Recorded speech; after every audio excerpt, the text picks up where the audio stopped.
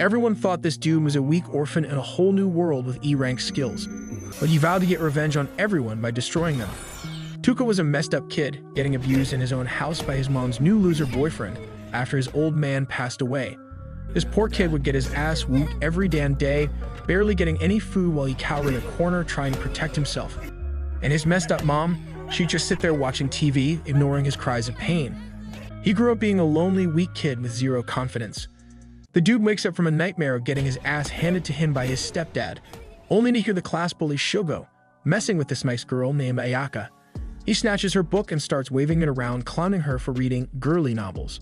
Like, seriously, this idiot can't grasp that girls can read whatever the hell they want. Tuka imagines how in a TV show he'd step in, stop the bullying, and earn everyone's respect. But he knows in reality, nobody on that bus gonna give a damn. And if he tries to stand up for her, his weak-ass self is just going to get his ass kicked.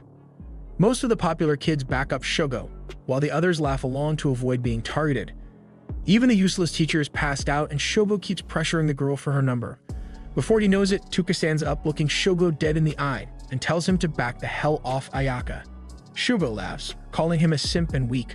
But then, out of nowhere, Kiri, the most popular dude in class, tells Shogo to give the book back. Shogo listens and hands the book back to the girl, only to move on to bully another nerd, Yasu. Tuka wonders why Kiri stood up for Ayaka, because that's not his usual style. But before he can dwell on it, some crazy shit happens. Everyone on the bus gets transported to a whole new world. They're all dumbfounded at standing in this completely strange place, while this smoking hot woman stands on a bridge and introduces herself as the goddess Isis. She explains that whenever a demon king threatens to wreak havoc, the kingdom of aliens summons baddest warriors from other worlds to defend their turf. Like 200 years ago, this demon king almost wiped out their whole kingdom. But thanks to some heroes, they whooped his ass and destroyed the entire demon army. Unfortunately, the demon king's back from the dead, which is why they all got teleported to this world as the new heroes tasked with taking his ass down. The students are hella confused, wondering if they're dead or if this is some kinda messed up prank.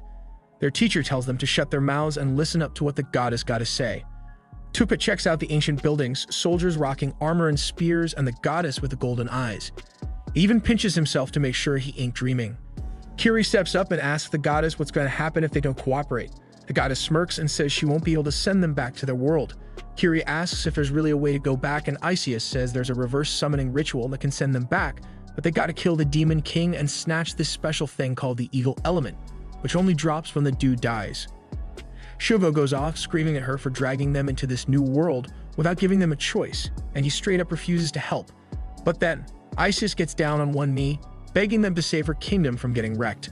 Ayaka speaks up, saying they're just regular humans who can't do jack shit. But Isis promises they got hidden abilities they ain't even aware of. Shoko still thinks this whole thing's a joke, so Isis decides to prove it. She summons a prisoner of war and this freaking massive demon dog. She sets that demon dog free and goes straight for the prisoner, tearing him apart. Some of the girls are freaked out, dropping to their knees while Isis stares down the demon, chants a spell, and straight up incinerates that monster, turning it into ashes. Then she calls the students up, saying they're gonna test their hidden abilities. One by one, they step up to this crystal ball and it glows different colors to show their skills. After the geeks go through it, Shogo walks up to the crystal, and as soon as he puts his hand on it, that thing starts glowing bright freaking red. The goddess is all smiles and says he's got an A-rank skill, making him feel pretty damn good. Then Kiri steps up, but as soon as he touches the ball, that thing starts glowing all bright and golden before straight up exploding. After that, Ayaka steps forward, and turns out she's S-rank. And as more students come up, another girl walks to the crystal, and she's also freaking S-rank. The guards are losing their minds as Isis explains that even one S-rank individual is considered extremely lucky, but having 3 S-rank is like some next-level luck. Then Tuka walks up to the crystal, but when he touches it, the damn thing just glows this weak-ass purple color. The goddess don't even give him a second thought and tells the next person to step up.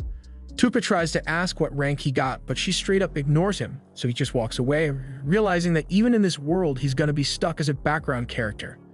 After that, Yasu the nerd approaches the crystal, and it turns out he's got some special dark ability inside him that another dark hero had before and became the strongest. Finally, everyone checks their stats as the goddess tells them they got personal abilities that vary from person to person, before dropping the bomb that they gotta do a critical ritual now. She calls Tuka to the front, and this guard pushes him forward real quick. She sends him down into this dark pit and declares that Tuka's E-rank, which is the freaking lowest in the whole class. Apparently, E rankers historically cause a lot of trouble, so they usually get killed. But this time, because they got all these amazing heroes, she's giving the E ranker a chance to save his sorry ass. He's got to be sent to some abandoned ruins, a dungeon far away where they dump criminals and monsters. She tells him if he can survive down there, they'll leave him alone and he'll get to keep his life. Otherwise, he can kiss his ass goodbye. Tuka tries to argue, saying he can get better, but the goddess shuts him down, saying he's in the failure frame category, meaning his stats are so damn low that no matter how hard he trains, he ain't gonna get any better. Tuka's straight up pissed off and he lets the goddess know that he never chose to come to this messed up place. He got summoned against his will and now they're just tossing him aside. But Kiri cuts him off, saying he's wasting everyone's time because the girls are already exhausted. And damn, everyone agrees with Kiri, leaving Tuka defeated on the ground. Then Yasu walks up to him and Tuka remembers the time he helped Yasu out after he got bullied. But Yasu shuts him down, saying an E ranker should show more respect to their superiors. Tuka's hope just drains away as the goddess starts the ritual and tosses him a leather bag as his special item, which turns out to be completely useless. Ayaka tries to defend Tuka, saying this shit ain't right, but Isius is dead set on getting rid of Tuka, so she knocks Ayaka out so she can't complain no more. Tuka's beyond frustrated and he raises his arm, casting a paralyzed spell at the goddess. But she easily blocks it and straight up calls Tuka a loser for even trying to hit her with his weak-ass E-rank skills. Then Kiri tries his spell, creating this massive fireball, acting all high and mighty, claiming he was just checking by letting a small amount of mana in the spell. Everyone's laughing at the huge power difference between a loser like Tuka and themselves, while Tuka just hangs his head, tears streaming down his face. He remembers how he used to cry when he was younger, and suddenly his soul tells him to stop acting like some good person and show them the true nature of his heart, the nature he's been trying to suppress for so long. Tuka finally lets it all go, looking up with eyes filled with hate, and he straight up tells the goddess she's a rotten hoe, warning her to be ready for him if he ever makes it out alive. Next thing he knows, he's teleported into this dark cave, and he tries to check his status, but the light's so damn low, he can't see shit. So he pours some mana into the leather bag and the gem starts glowing, giving him some light like a lantern as he makes his way through the cave. Suddenly, he realizes he's been walking on a bunch of freaking skeletons, scared as hell. He wonders what the hell could have killed all these people when a monster comes at him, and he barely dodges it, taking off running like his life depends on it. The freaking monster is hot on Tuka's tail, and he's hauling ass like there's no tomorrow. He's debating whether to turn around and throw down, but deep down he knows he's screwed because the level difference is off the charts. If he stops, he's straight up dead. Fear grips him, and he starts bawling his eyes out. Then he gets blindsided by a damn rock sticking out of the floor and eats dirt. He glances back and sees death smiling at him, and frustration takes over because his life's been a mess. Right when the monster's about to finish him off, Tuka pulls a desperate move to save his sorry ass. He shoots the paralysis spell, and to his surprise, it freezes the monster in its tracks. He jumps up and bolts, but he hits a dead end in the cave, and another bird demon steps up with murder in its eyes. Tuka ain't having that shit. He raises his arm again and unleashes the paralysis spell, freezing the enemy once more. He realizes it ain't no fluke, his spell actually works. But exhaustion creeps in. He checks his stats and sees his mana is almost gone, but he's got one more trick up his sleeve. He tries casting a poison spell on the monster, and damn, it works like a charm. The demon starts turning black and bleeding all over. Tuka plops his ass down on the cave floor, wondering why his spells are kicking demon ass so hard. Then out of nowhere, he hears something behind him. He turns around and sees the Minotaur demon break free from the paralysis spell, ready to deliver a kill shot. But this time, instead of running like a punk, all the anger he's bottled up from being treated like shit comes rushing back. Even though he's completely drained, he defiantly raises his arms at the demon, swearing he'll kill to survive and live his damn life. He challenges the demon to a fight, not knowing if he'll make it out alive. He thinks he should still have his natural mana, which ain't even shown in his stats, and he wonders what's gonna go down once he consumes that shit as well. Plus, he's sweating bullets thinking about the worst case scenario, and he knows damn well his mana ain't gonna last until he makes it back up to the surface. Then he stops thinking and busts out Paralyze on the monster in front of him. That shit doesn't work, and he figures out he can't use the same skill on a target over and over. So he puts the monster to sleep with his sleep skill and poisons it to kill it. He figures there gotta be other limits to his skills, like the one he just discovered, and using up his natural mana makes him hella tired. Then he peeps a bunch of monsters coming at him, and he ain't liking his chances of surviving. But he ain't giving up, and he laughs as he gets ready to throw down. He paralyzes as many of them as he can, and he's almost running out of his natural mana too. His consciousness starts fading, but somehow he hangs on and more monsters keep coming at him. He thinks this might be the end for him, but he keeps using his paralyzed skill because he ain't giving up, and no matter how many times he uses it, the number of monsters just keeps growing. And he uses the last paralyzed skill he can manage with his non-existent mana. Just when he's losing all hope, he gets a notification saying he leveled up to level 258, and he uses Paralyze to quickly take down the monsters in front of him. Then he finds out the monster he poisoned earlier straight up died, and that shit gives him a huge burst of experience. He's stoked he can keep fighting and keeps paralyzing all the monsters in his line of sight. His paralyzed skill level's up because he's been using it over and over, and he wonders if he can learn new skills by leveling them up. He sets that thought aside for later because right now surviving is what matters the most, and he finds out he can now target multiple monsters at once. He paralyzes all of them and thinks the goddess might be the only one his paralyzed skill doesn't work on. He adds with a cocky smirk, thinking that he's been crushing it in the dungeon with a flawless 100% success rate. And he notices that he can't reach the monsters in the back, which tips him off that his inflict status ailment skill has a limited range. He figures out he can't stack the same skill on a single monster, so he poisons all the paralyzed monsters. This levels up his poison skill too. He sees them as nothing but experience points now. Then he checks his stats and sees they've all multiplied based on his gain levels.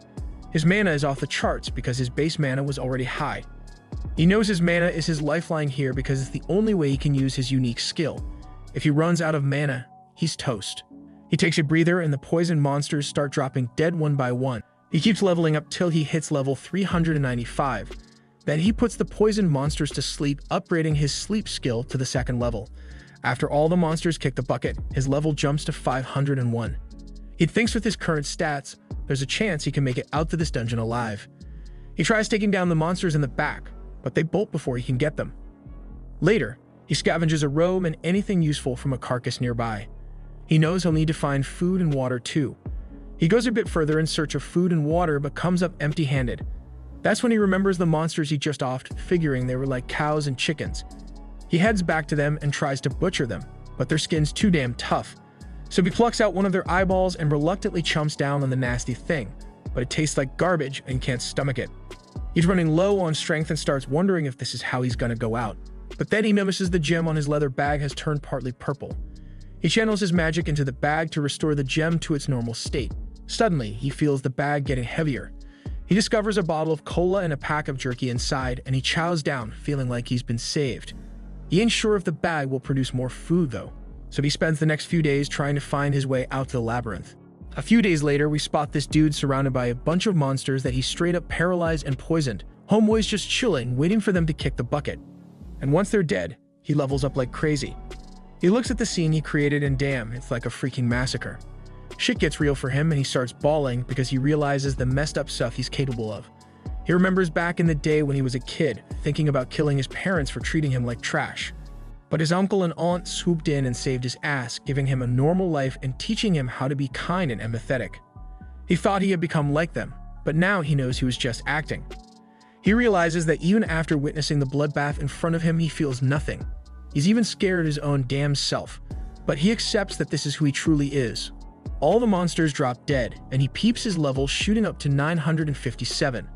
He says a prayer for the human remains he finds at the scene and keeps moving forward. He paralyzes and poisons another monster he comes across. Noticing that this place is hella different from the other ruins he's been through, he looks around and spots a crystal that looks like the one in his bag. He pours his magic into it and the door opens to a room. Inside, he finds the remains of a dead couple with no food or water nearby. Looks like they made the decision to go out together. He checks their stuff and scores some gems, thinking he might need them when he reaches the surface. Then he peeps the numerous other runes in the area and he stumbles upon one that takes a crazy amount of mana to open. Inside that room, he finds the remains of another body, noticing a wound that might have been the reason for his death.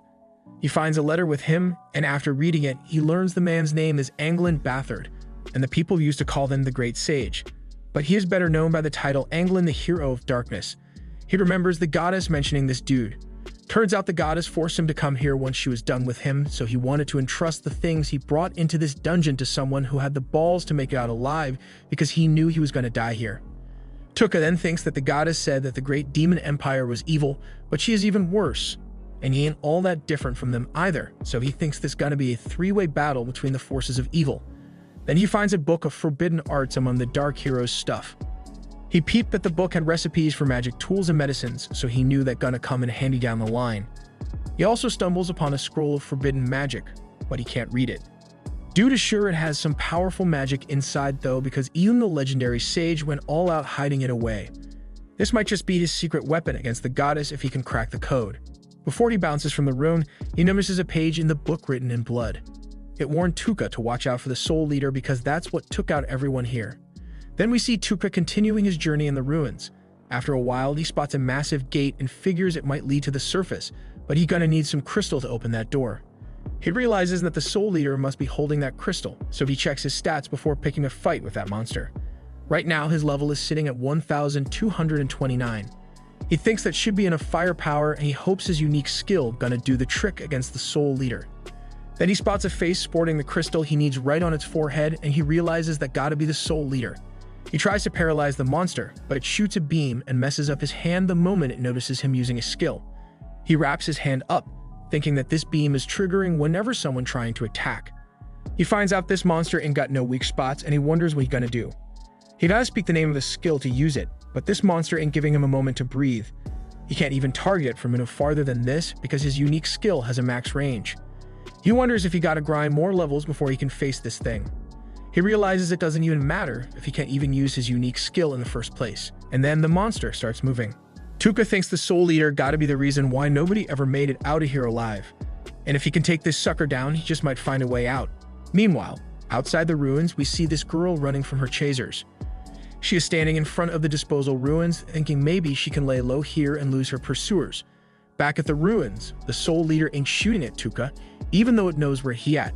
And some nasty gooey stuff be pouring out of its mouth. Next thing you know, that gooey mess transforms into some kind of monster.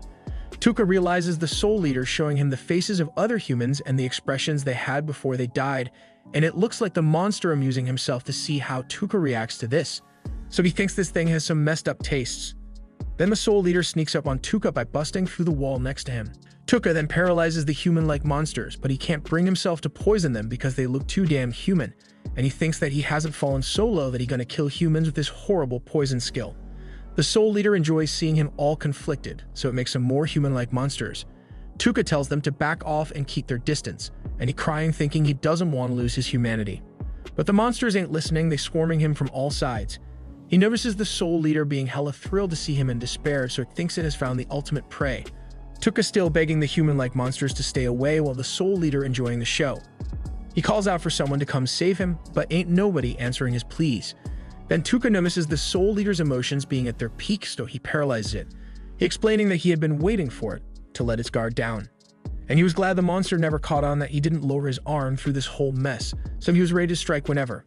He mentions how the folks who think they are superior always drop their guard around those they see as weak, and that is their biggest weakness. Tuka's paralysis skill is leveling up to 3, and he straight up tells the soul leader that all his hesitation and fear was just an act.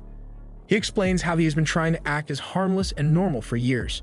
Dude even fooled himself so much that he forgot who he truly was. Without a single hesitation, he straight up poisons the human-like monsters. He ain't holding back even if they look kinda human. He actually glad he had the weakest stats up in the ruins, and all the monsters here underestimated him, and that's why he managed to stay alive through it all. He can't even believe that the almighty soul leader got taken down by someone sent here to be disposed of. And watching that soul leader act all high and mighty really ticks him off. Soul leader trying to make a move, but it's futile. Tuka notices that soul leader taking damage trying to move while paralyzed, so he poisons it, and that levels up his poison skill to level 3 as well. Then he uses sleep to knock the human-like monsters out cold, and once that soul leader kicks the bucket, it frees all the souls it gobbled up till now. Everybody's spirits be showing gratitude to Tuka for saving their asses, and the dark hero tells him to seek revenge on the goddess in his name, and they all vanish into thin air. Tuka thinks he ain't bound by no obligation to fulfill that request, but it's all good because he's planning to get his revenge on the goddess regardless of what they say. He snatches that crystal off the soul leader's head, using it to open the gates of the ruins, and finally he makes his way out to there. In the forests outside the royal capital, the rest of Tuka's crew is out there hunting demons to level up. Shugo is chasing after a demon dog with a sword, Kiri burning down monsters with his 6 skills, and he hits level 18 like a boss. Over in another spot, that nerd Yasu, who has a messed up personality, was burning monsters with his dark flames and laughing at their cries. But far away from them, there's this shy and innocent girl named Koba who can't bring herself to kill no monsters. But this bully chick Asagi is telling her that if she doesn't kill them, she gotta lose her life because it's the first test from the goddess. Asagi keeps Koba on a tight leash and says the class gonna fall apart soon, with all these selfish peeps formatting factions. Asagi, being a B rank, plans on creating her own crew with the girls who gonna follow her lead. She knows Koba is only a lowly D rank, so she ain't gonna be accepted by Kiri's crew or the other powerful factions. Even Ayaka can't take her in because she's about to die soon. Koba starts freaking out, but Asagi tells her to quit worrying about the small stuff. She just wants Koba to be her cute little pet. And for that, she got her faction to trap a monster so she can finish it off easy. Asagi tells Koba she gotta kill that monster and pass Ishia's test, or else she gonna end up like Tuka. Koba doesn't want to kill any helpless monster, but Asagi keeps pushing her, practically forcing her hand. Eventually, Koba gives in and kills the monster, but that act of violence leaves her feeling crushed.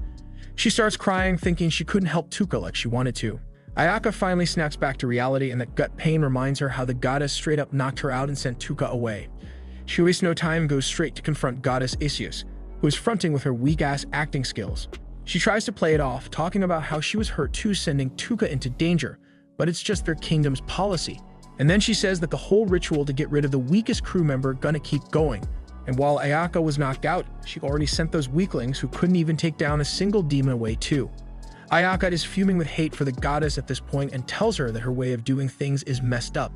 Isius just laughs it off, saying everyone got their own opinions, but she ain't gonna bend over backwards trying to please them. But then Ayaka comes through with a slick suggestion. As an S-rank hero, she's gonna hustle hard and cover for those who can't step it up. In return, she wants Isius to back off on banishing them. Isius actually agrees to the idea and asks Ayaka to shake hands, like they're burying the past and starting fresh with a new perspective. Meanwhile, far away from the drama in the dark forests near the abandoned ruins, there's this woman hauling ass trying to escape from a group of nasty bandits, hot on her tail. But damn, she's slipping up and leaving easy clues for the bandits to follow. The bandits planning to let her run wild because they know they're gonna eventually trap her and take her down. At the same time, Tuka just stepped out of the ruins. He checks his stats and sees his mana skyrocketed to over 59,000, but right now he is more curious about the deets of his skills. He finds out he can use his paralyzed skill on specific body parts, not just the whole damn body, and he can even tone down his poison skill to make it non-lethal. He plotted to test it out as soon as he runs into some demons, but as he keeps moving, he starts hearing squeaks coming from behind the trees. So Tuka peeked a bunch of slimes bullying a smaller slime, and he feels sorry for the little dude. But damn, that little slime got more fight in it than your average bully kid, and it starts throwing hands back at its bullies. Tuka thinks it's the perfect time to test out his new skills, so he paralyzes all the slimes and then hits the bully slimes with that non-lethal poison. He then dispels the poison and paralysis from the bully slimes, making them run away. Then he turns to the small slime and gives it props for standing up against the bullies. Tuka tells the slime he gonna release it from the paralyzed state and asks it not to attack him. He sets the slime free and keeps on moving, but the slime starts following him instead. Tuka figures the slime's an outcast like him, so he decides to adopt it. He tucks the slime into his hood so it can watch his back and warn him if there's any danger. Meanwhile, Tuka gets his read on with that forbidden art book by the Dark Hero. He finds a recipe for some medicine that can boost even slimes. He chats it up with the little slime, letting it know he's on a journey for vengeance against those who wronged him. He asks the slime if it still wants to roll with him, and the slime's all about it.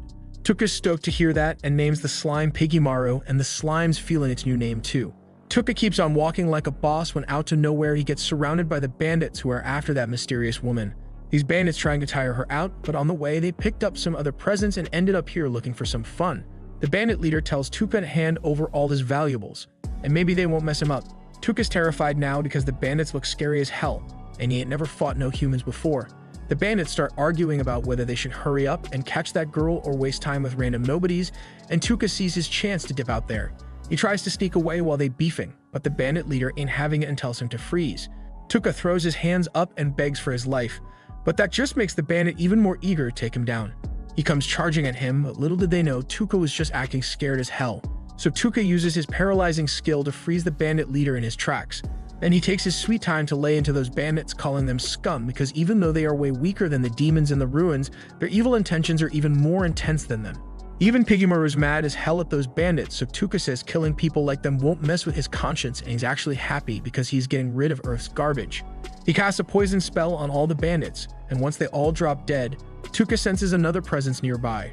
Turns out it's the mystery girl, and she summons some spiritual armor using her tribe's special technique to protect herself. She can feel Tuka's presence too and knows someone really powerful is close, but the vibe he's giving off is kinda uncertain. Now the girl ain't taking any chances, so she starts swinging her sword around, cutting through a bush where Piggymaru was hiding. Just then, Tuka sneaks up behind her and freezes her in place. She stutters and asks what he wants, and he says he just wants info because he is new to the area and knows nothing about it. The girl asks about the 4 bandits, so Tuka wonders if they are her crew. She denies it, and he believes her because she ain't oozing that same evil intent like those scumbags. He removes the paralysis just from her head so she can talk freely, but he warns her not to pull any funny business or he'll straight up end her. Tuka steps in front of the girl and keeps it real, saying he doesn't trust nobody, especially not strangers he meets for the first time. Before he can start grilling her, the girl asks what happened to the 4 bandits. Tuka tells her he killed them all, and she can't believe it because apparently the thugs had a rep for being hella strong. She asks Tuka if he fought them alone or had help, but he shuts her down, ain't giving her no details. The girl's got faith in Tuka, thinking he ain't a bad dude, so she decides to trust him and says she'll keep honest with her answers. Tuka's feeling her cooperative attitude and starts trusting her a little more, but he ain't ready to set her free just yet. They start chatting, and Tuka finds out he ain't chilling in the alien kingdom, but is stuck in some forest down south in the Ulza kingdom. Dude's delivering a ton of stuff, and finally he asks the girl if she can read that forbidden spell scroll. She spills that it's written in some crazy ancient script that barely anyone can decode, but she knows someone who can. She puts Tuka onto this forbidden witch, this chick who got kicked out of her homeland because her knowledge was off the charts and people thought she was too damn dangerous. The girl tells Tuka that if he want to meet the witch, he gotta make his way to the Golden Demon Zone, this sketchy-ass area smack in the middle of the continent. Tuka shows his gratitude for all the dope info, and she thanks him right back for saving her from those bandits. Tuka says that the information makes it even, and the girl sends him good vibes, wishing him the best of luck. He thinks she's too damn honest and innocent for her own good, reminding him of his aunt. Anyways, he decides it's time to bounce and lets the girl know the paralysis spell gonna wear off in a few minutes so she can go on her way. Piggymaru hitches a ride on Tuka's shoulder, and they talk about how it's unlikely the girl gonna come at them once she's free from the paralysis. But Tuka tells his slime buddy to keep an eye out just in case because you never know. And Piggymaru is all about helping in any way it can. The scene cuts to the city of Mills and Tuka's trying to get in, but the gate guards start grilling him with questions. The female guard asks if he's a mercenary here to answer the call to conquer the dungeon. Tuka plays along saying he is and throws in some praise about how the city's really popping. The female guard isn't feeling how he says the city's name and calls him a country bumpkin for it. But she lets him pass anyway because the Marquis wants as many mercenaries as he can get to conquer the ruins. Tuka thinks the security here is too lax since they didn't even check his luggage. He's glad things are going smoothly and he heads to an inn to book a room. The innkeeper tells him the price and Tuka notices the dude's giving him the stink eye. He figures he can smooth things over with some cash and tells the innkeeper he had a long journey, so his clothes are dirty. He slips him some money and asks if he can hook him up with something to wear and show him where he can wash his clothes. The innkeeper lights up after seeing the cash and agrees. When asked, Tuka introduces himself using the alias Hadi Skull.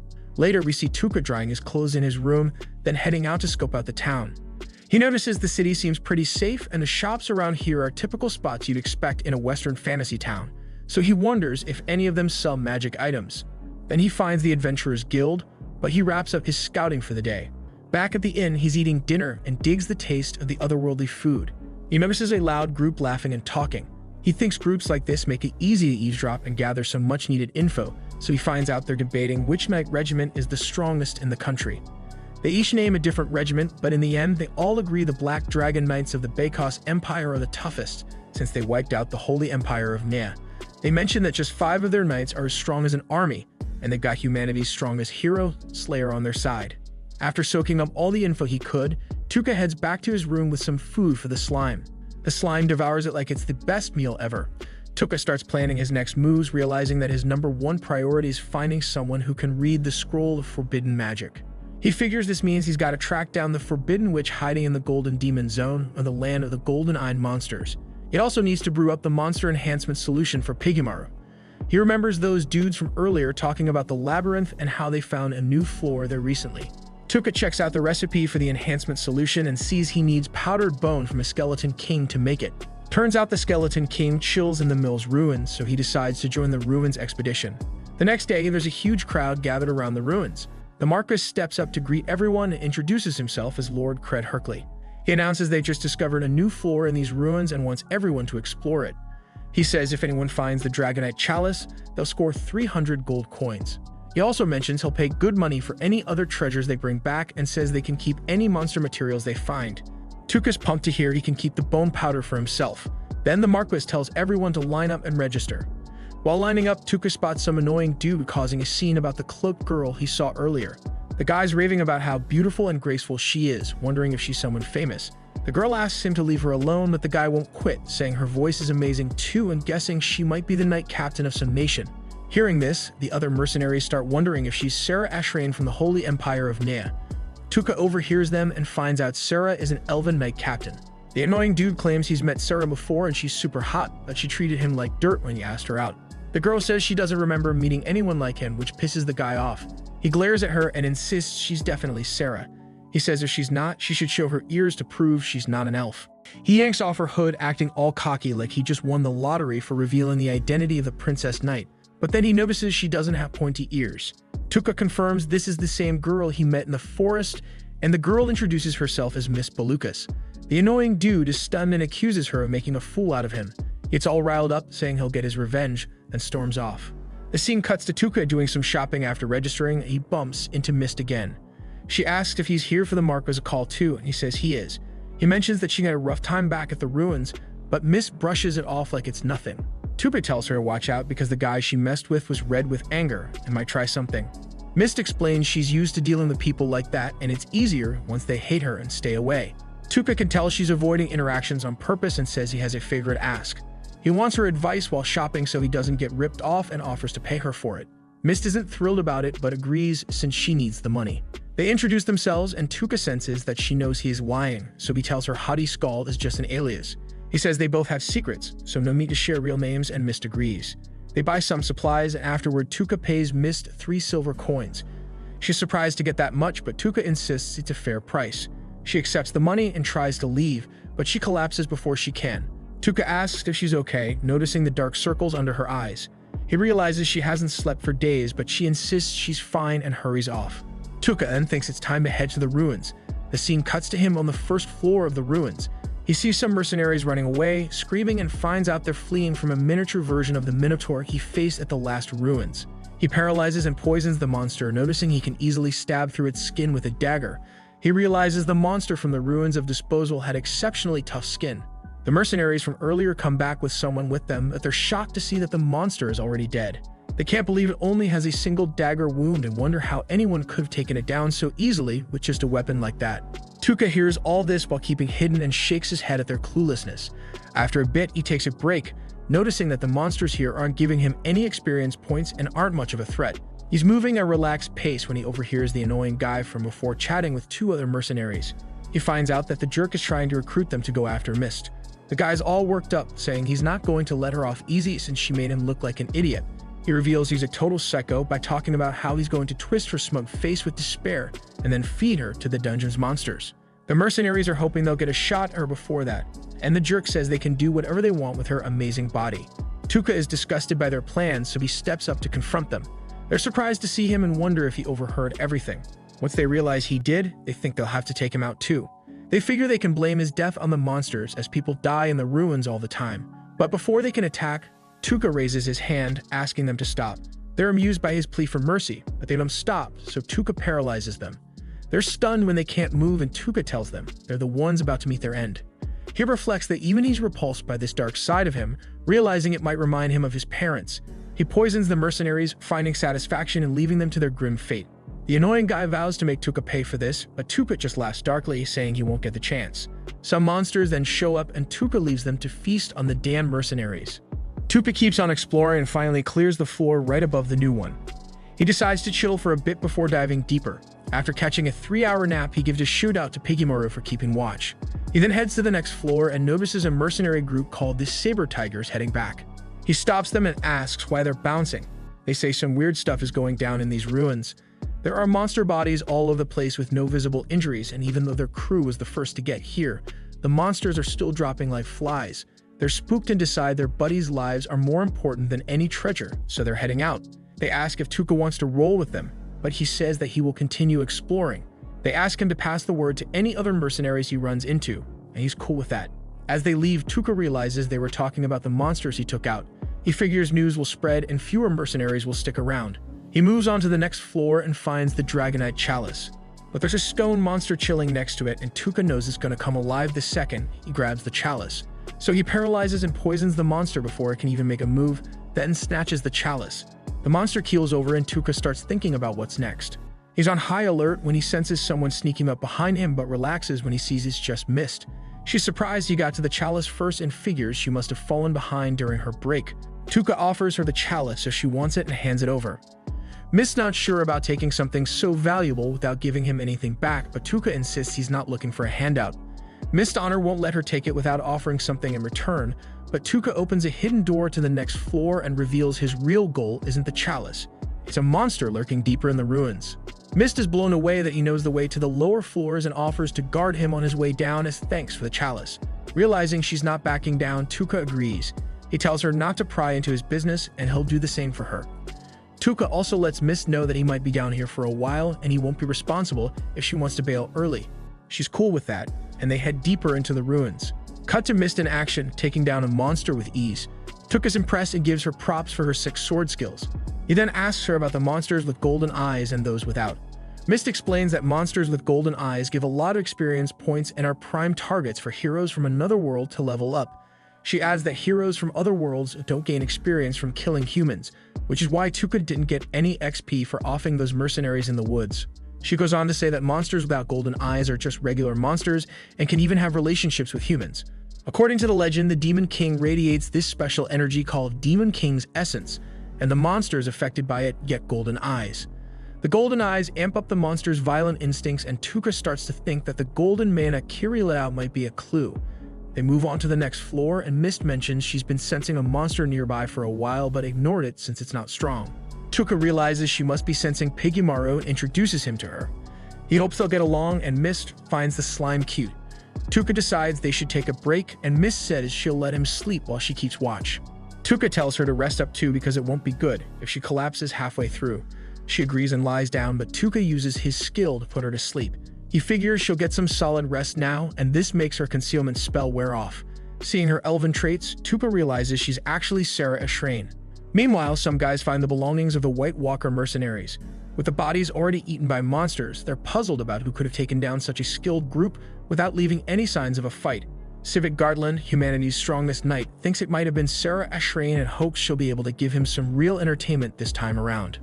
The next day, Mist wakes up and her transformation skill automatically kicks in, making her look like a regular human. She freaks out thinking Tuka might have seen her true form, but chills out when she spots him snoozing on the floor, drooling like a baby. Piggymaru rolls up and starts squeaking, which makes Tuka stop faking being asleep and get up.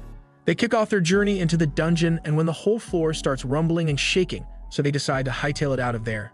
Then, out of nowhere, a massive monster busts through the wall next to them, and Mist clocks it as the Skeleton King. Tuka figures it's the boss monster of this dungeon since it's way stronger than any demon they've faced so far.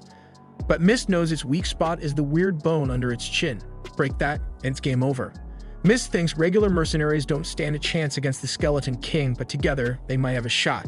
The Skeleton King sees Mist as a bigger threat than Tuka, and Tuka's cool with that. Mist starts activating her power, telling Tuka she needs to use it to beat the boss monster, but has to keep it a secret. She asks him to keep it on the down low as a special armor appears on her. Then the Skeleton King charges up an energy blast, and Mist tells Tuka that if she can't handle it, he should dip.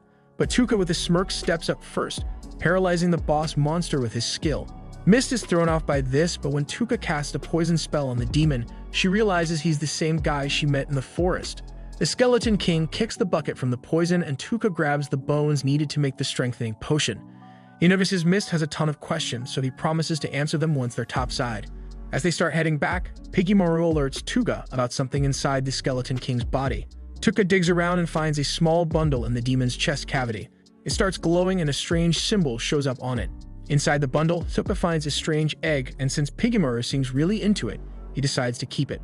Far off from them, Tuka's classmates are hitting up their first dungeon. Some students bolt when skeleton knights start chasing them, while the girl's on the floor bawling over her chopped off arm. Her friend tries to help, but the monsters are on them quick. Somehow, everyone manages to escape, and Ayaka stands her ground, ready to take on the monsters. But before she can do anything, Shugo and Kiri swoop in, smashing the monsters in one hit. Kiri, though, doesn't care about his classmates and Ayaka has to step in to protect them. Kiri's all cocky, bragging he's now level 24. Back in Dungeon City, Tuka and Mist make it to the surface. Mist shows the guards the Dragon Eye Cup. With everyone's attention on the ultimate dungeon treasure, Tuka slips away quietly. Mist catches up with him, saying she'll get a reward from the Lord tomorrow at a public ceremony. Tuka asks if she's free till then. When she says yes, he asks her to come to his room that night so they can talk. She gets it and grabs his hand as he's leaving, thanking him again for the cup. That night, Tuka's working on the strengthening agent when Mist shows up at his door. Tuka tells her he wants to hire her as his bodyguard for the rest of his journey. He points out that with the reward money from the cup, she's set, but he still wants her help. He's trying to make her feel a bit indebted, even though he's not too fond of this move. Tuka then pulls out a map saying he wants to reach the Golden Demon Zone in the center of the continent to meet the Forbidden Witch.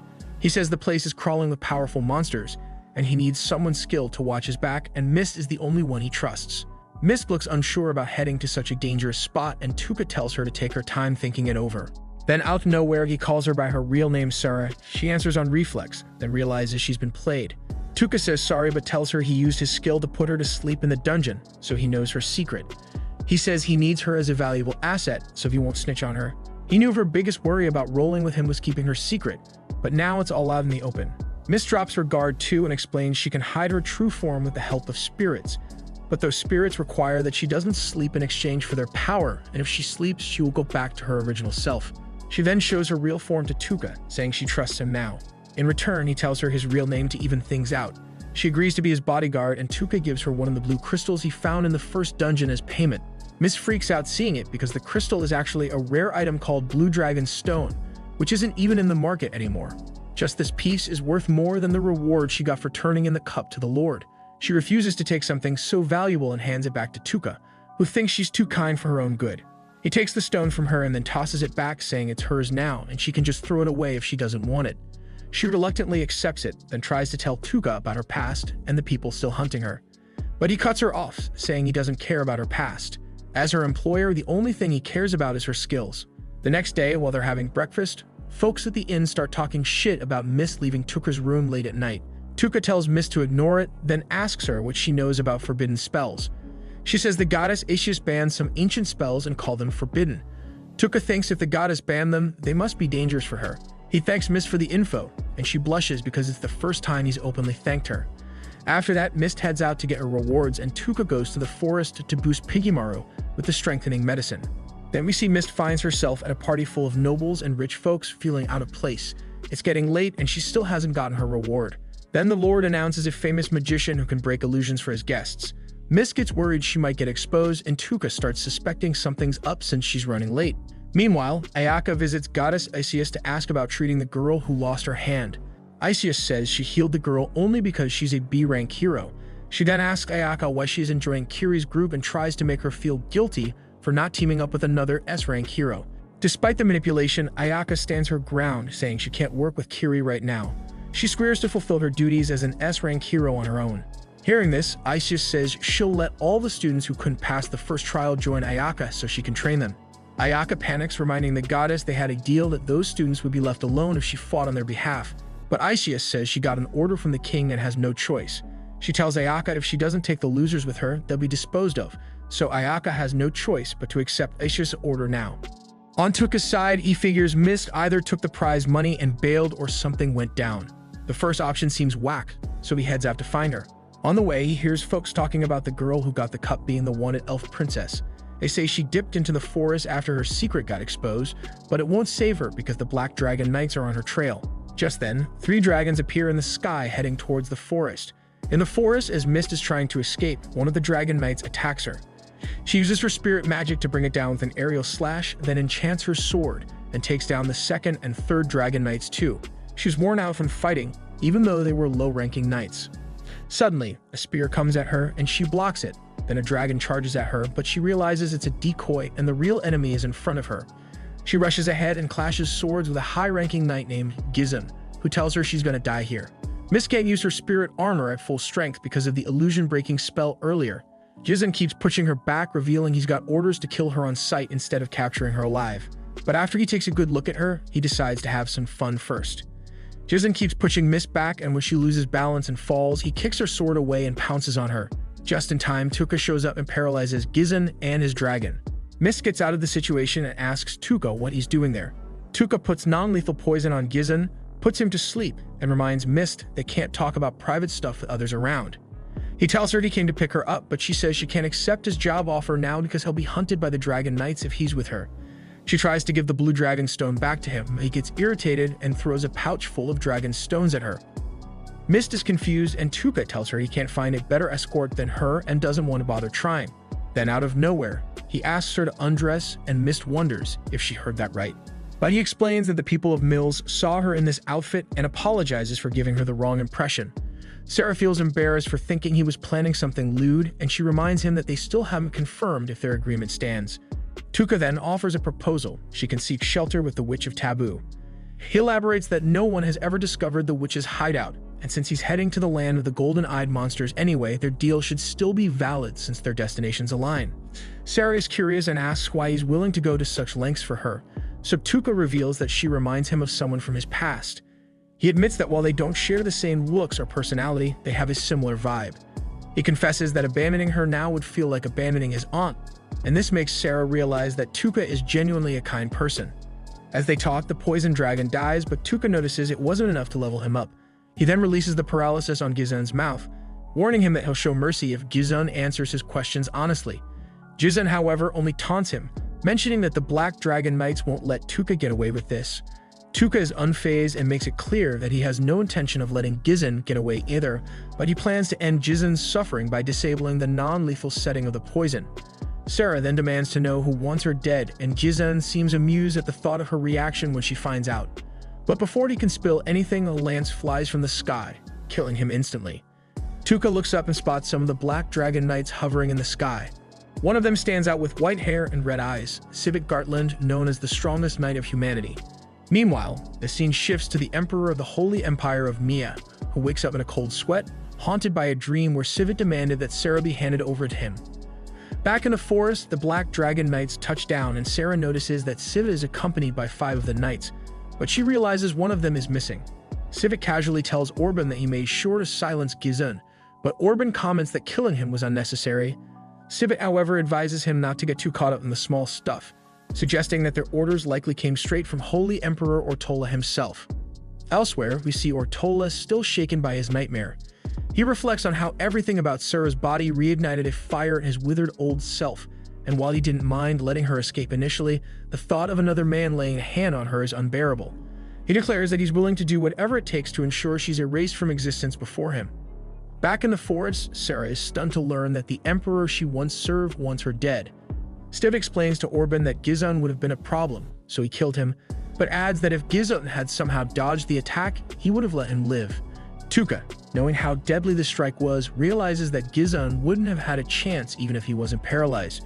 Schweitz then asks how they should deal with Sarah, revealing that their king left the decision up to them.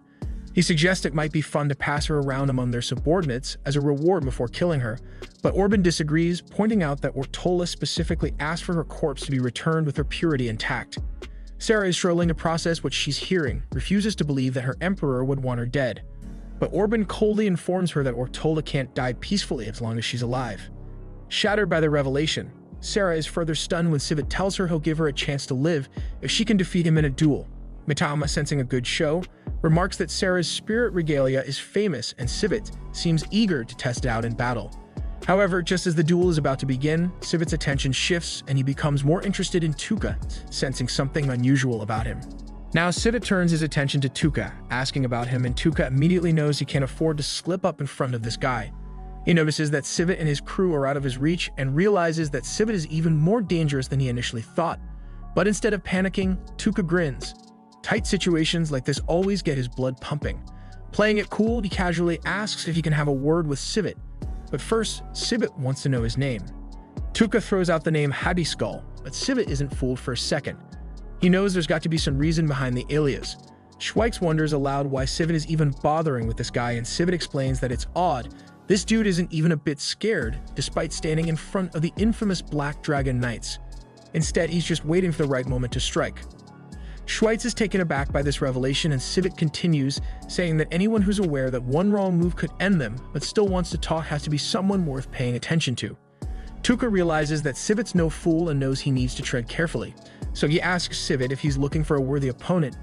And when Sivit confirms it, Tuka points out that it's strange, considering there are plenty of superhuman opponents out there. He even mentions the goddess of Alien, to which Sivit agrees, adding that Bakos and the kingdom of Alien have strong ties. Sivit admits he's holding out hope for the heroes summoned by the goddess, as their blessings allow them to reach their full potential quickly. He's convinced that these heroes will one day be worthy foes, and he's just biding his time for that moment. Tuka realizes that Sivit's sole desire is to find an opponent who can match him. Sivit then turns to Sarah, casually telling her that she's no longer of interest to him. He coldly mentions that he'll deliver her severed head to Cadlia, the princess of Nia, leaving Sarah horrified. But Sivit isn't done. He tells her not to act so high and mighty, reminding her that she's the reason Bakos suddenly switched sides and invaded Nia in the first place. Sarah is stunned by what she hears, and Orphan drops the bomb that Bakos obliterated Nia because the goddess demanded Sarah be handed over, but the Holy Emperor refused. While this conversation unfolds, Tuka's wheels are turning as he hatches a plan to save his skin. He turns to Sivit and asks if he's really searching for a foe who can genuinely put his life on the line. Sivit confirms that he is, and Tuka boldly claims that he'll become that very foe. Sivit raises an eyebrow at this, intrigued, and then Tuka drops the real bomb. He's a hero summoned by the goddess, revealing his true name. Everyone, including Sarah, is shocked to hear this, and it definitely grabs Sivit's attention. He wonders what a hero like Tuka is doing in a place like this. Tuka knows he can't outright lie, not to someone as sharp as Sivit, so he spins a story close to the truth. He explains that he holds a unique position among the heroes, which is why he's acting independently. Sivit's curiosity deepens, so he asks why Tuka is going solo. Tuka replies that he's in a league of his own, and because of this, he's been granted the freedom to do as he pleases. Sivit is taken aback, impressed that even the goddess acknowledges Tuka's potential, and he wonders what Tuka wants from him. Tuka then makes his move, asking Sivit to spare him for now, promising that one day he'll grow strong enough to kill him. Tuka doesn't stop there. He vows to even trample the goddess herself if that's what it takes. Sivit, intrigued by Tuka's boldness, asks how he plans to get stronger. Tuka explains that he's heading to the land of the golden-eyed monsters, walking a path different from the other heroes, a path the goddess has allowed him to take. He assures Sivit that he plans to return one day, not to disappear but to settle the score. Sivit, intrigued by Tuka's determination, agrees to let him go, looking forward to their future battle to the death, and he tells Tuka to leave. Sivit then mentions they'll also leave once they deal with Sarah, but Tuka steps in again, saying that wouldn't work for him. He explains that he needs Sarah to safely navigate the land of the golden-eyed monsters. Sivit is surprised by Tuka's audacity that he would take Sarah with him without the goddess's blessing. Tuka tells Sivit that it doesn't matter to him whether the goddess approves or not, he's going to use Sarah to become stronger himself. Sivit likes the sound of that twisted ambition and decides to spare both of them, which shocks the other dragoons. Sivit casually mentions that they can always kill her later, and when Orphan tries to argue, pointing out that Tuka might disappear, Sivit shuts him down with a chilling command to stay quiet if he wants to keep breathing. Orphan, terrified, immediately backs down. Sivit then orders Schweitz to inform the last of the 5 dragon knights about the change in plans, and they all prepare to leave the forest. But just as they turn their backs, Tuka makes his move. With a swift motion, he paralyzes them all, causing the dragoons and knights to collapse onto the ground. Tuka, now standing over them, calmly explains that he has no intention of dragging this out. This is a tale of revenge, and he knows the Dragon Knights will only be a thorn in his side later. That's why he's eliminating them now. Sivit is struggling to move and demands to know what Tuka has done. So Tuka reveals that he's poisoned them all with a lethal dose. Despite the paralysis, Sivit continues to try and fight back, which impresses Tuka, because even the powerful Soul Eater couldn't move this much under the effects of the paralysis. Sivit, fueled by sheer willpower, tries to attack, but his body fails him. Tuka watches in astonishment, realizing that he needs to see this guy die with his own eyes, just to be sure. As Tuka prepares for anything, he starts linking his mind with Pigimaru. But then after Mitama's death, his remaining life energy transforms into a signal flare, alerting the others to their location. The other Dragon Knights roll up and Tuka casually tells Sarah he's sticking around with Pigimaru, adding that she can bolt if she feels like it. But Sarah, being the loyal bodyguard she is, chooses to stay by his side. The Dragon Knights are floored when they see the 5 dragoons in such a wrecked state, and they're even more shocked to find Sivit, their supposed untouchable leader, is actually injured. Sivit then quickly orders them to keep their distance and attack from far away and never get close. Tuka then completes his link-up with Pigimaru and starts laying out the issues with his power-up. It takes time to activate, and it drains his mana like crazy.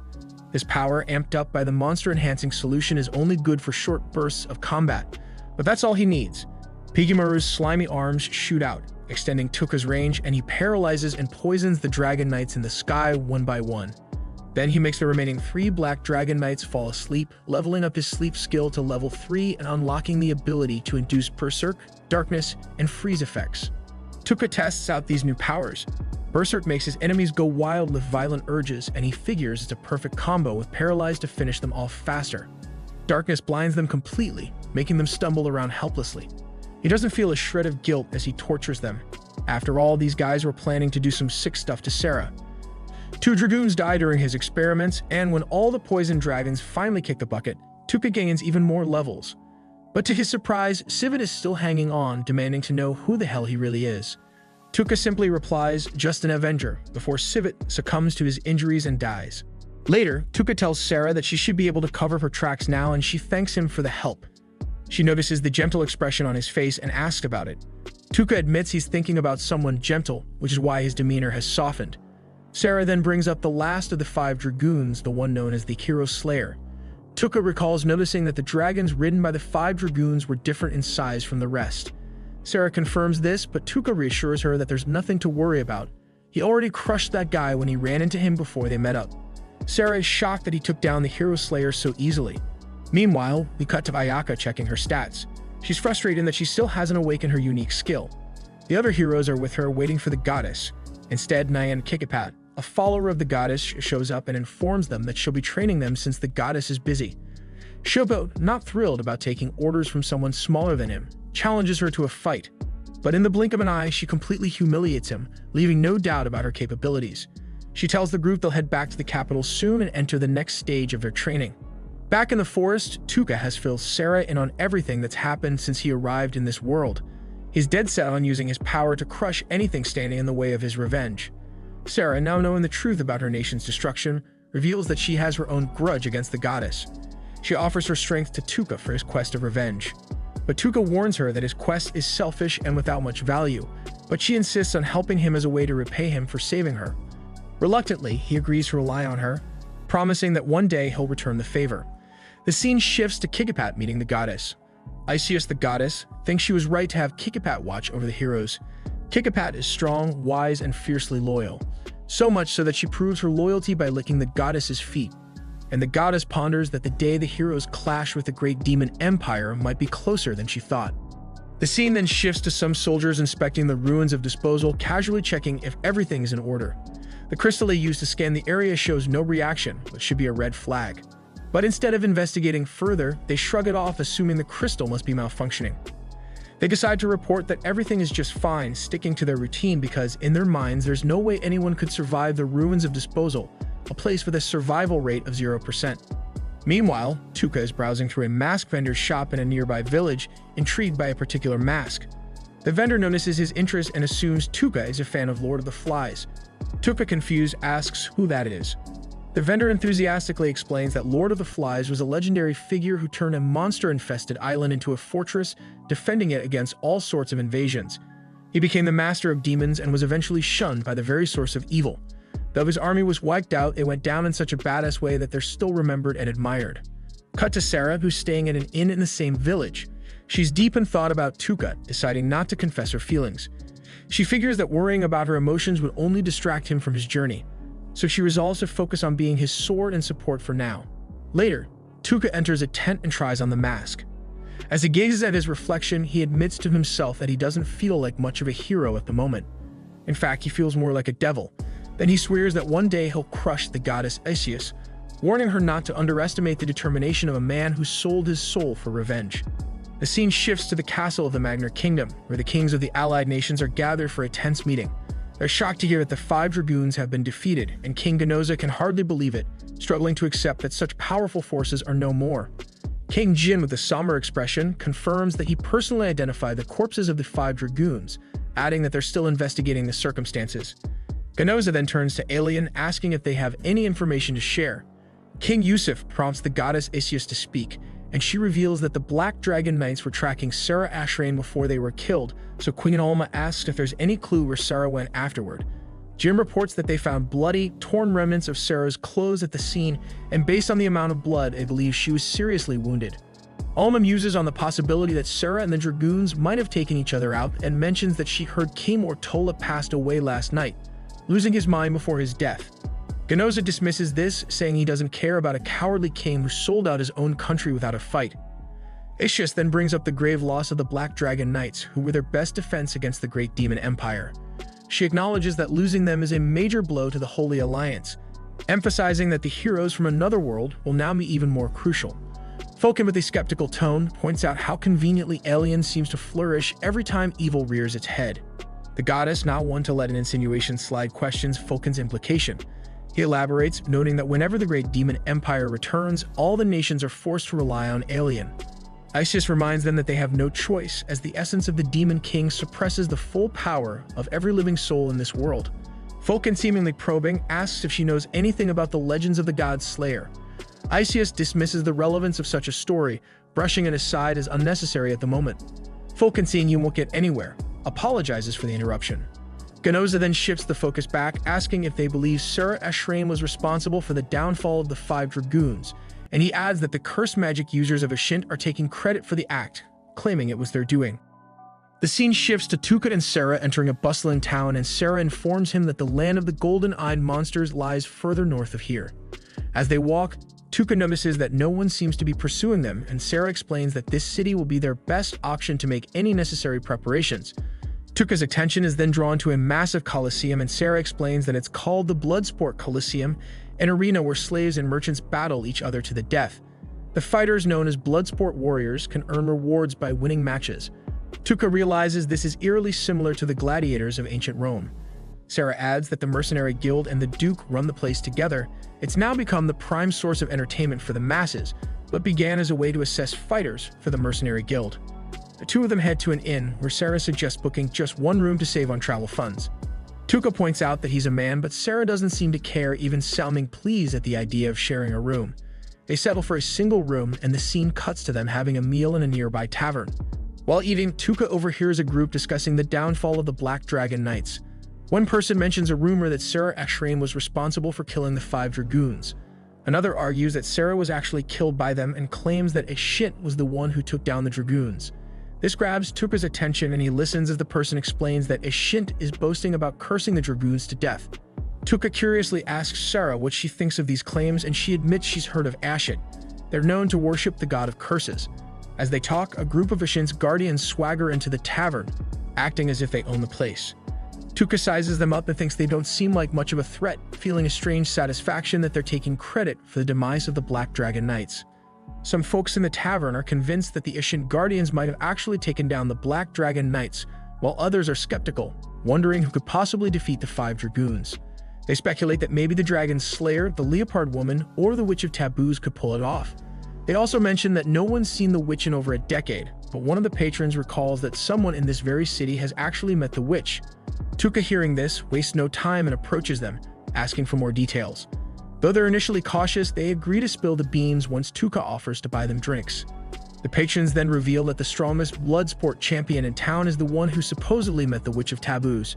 Tukut wonders how he can meet this person, and just then, luck seems to be on his side as the champion walks into the tavern. The guys point out that this is Eve Speed, the fiercest Bloodsport warrior around. Tukut immediately seizes the moment, offering to treat Eve to something. He introduces himself as Hadi, expressing that he's been eager to meet her. Eve, however, isn't one for small talk and tells him to cut to the chase, knowing full well he's not interested in her just because she's a Bloodsport warrior. So Tukut directly asks if she knows where the Witch of Taboos is. Eve admits that she's ventured into the land of the golden-eyed monsters, but denies ever meeting the witch, claiming she doesn't know the witch's whereabouts. Sarah senses something off about Eve's response, and Eve then asks Tukut why he's searching for the witch. He casually explains that he's curious and aspires to be a scholar, hoping to hire a mercenary to pay the witch a visit. Eve warns him against it, saying the land of the golden-eyed monsters is treacherous and doubts he'd survive more than 3 days there. Tukut thanks her for the concern, and Eve leaves with a final piece of advice: to cherish his life. Later, Sarah tells Tukut that Eve was lying, and he realizes that Eve must indeed know where the witch is. In their room, Tukut suddenly remembers he forgot to bring food for Piggymaru. Realizing he'll need to use his magic bag, he pulls out some bread and feeds it to Piggymaru. Both he and Sarah also take a bite, and Sarah is pleasantly surprised by the taste, so she curiously asks if this is a common food in his world, and Tuka confirms it is. He notices how much she enjoys it and wishes he could give her more, but laments that the bag produces items randomly. Sarah admires the wrapper of the bread, finding it beautiful, and Tuka thinks it might seem more special because it's from another world. They then turn their focus to discussing their next move, and Tuka hopes to get Eve to reveal the witch's location, so Sarah suggests they gather more information about Eve tomorrow. Tuka muses on what a bloodsport warrior might value most after their life, and Sarah speculates that it's probably money, as it could buy their freedom, though it would require a significant amount. Meanwhile, we see Eve meeting with a dark elven girl, comforting her and promising to get her out, and the girl trusts Eve completely. Back at the inn, Sarah practices her swordsmanship, donning her spirit regalia. Tuka watches, thinking her spirit regalia looks like something out of a magical girl transformation scene, and he's captivated by the elegance of her swordplay.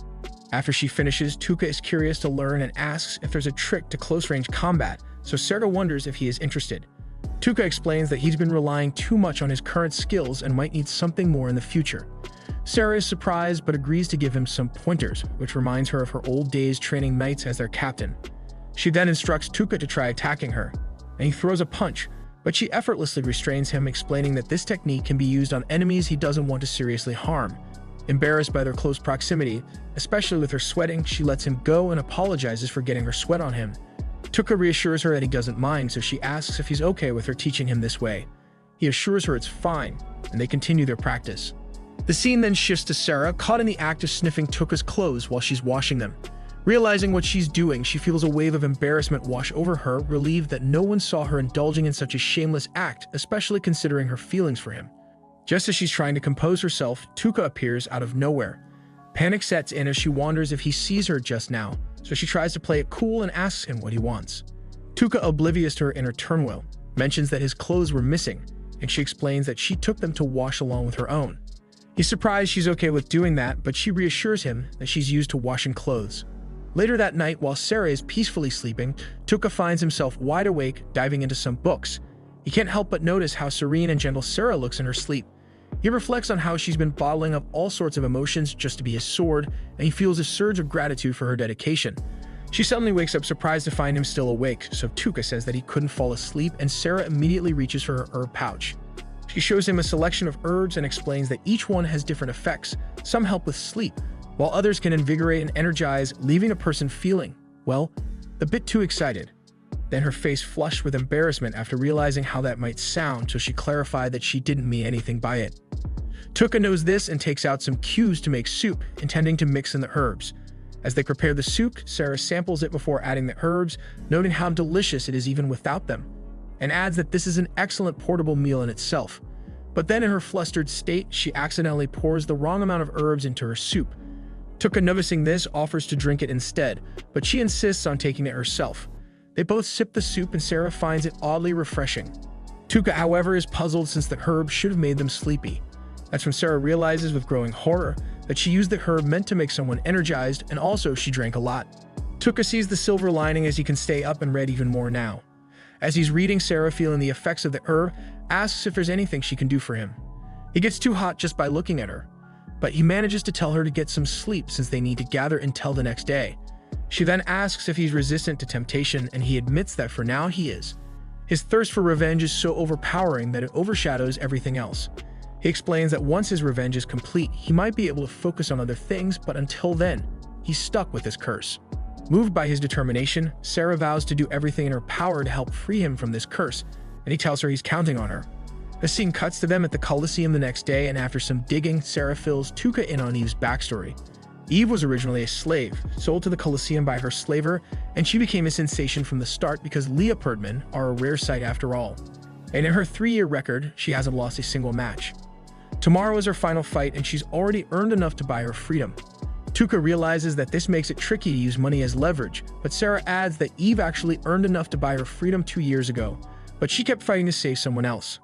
Tuka learns that it's a child Eve is trying to free, and Sarah also reveals that most of the previous Bloodsport champions have met their end during their final match.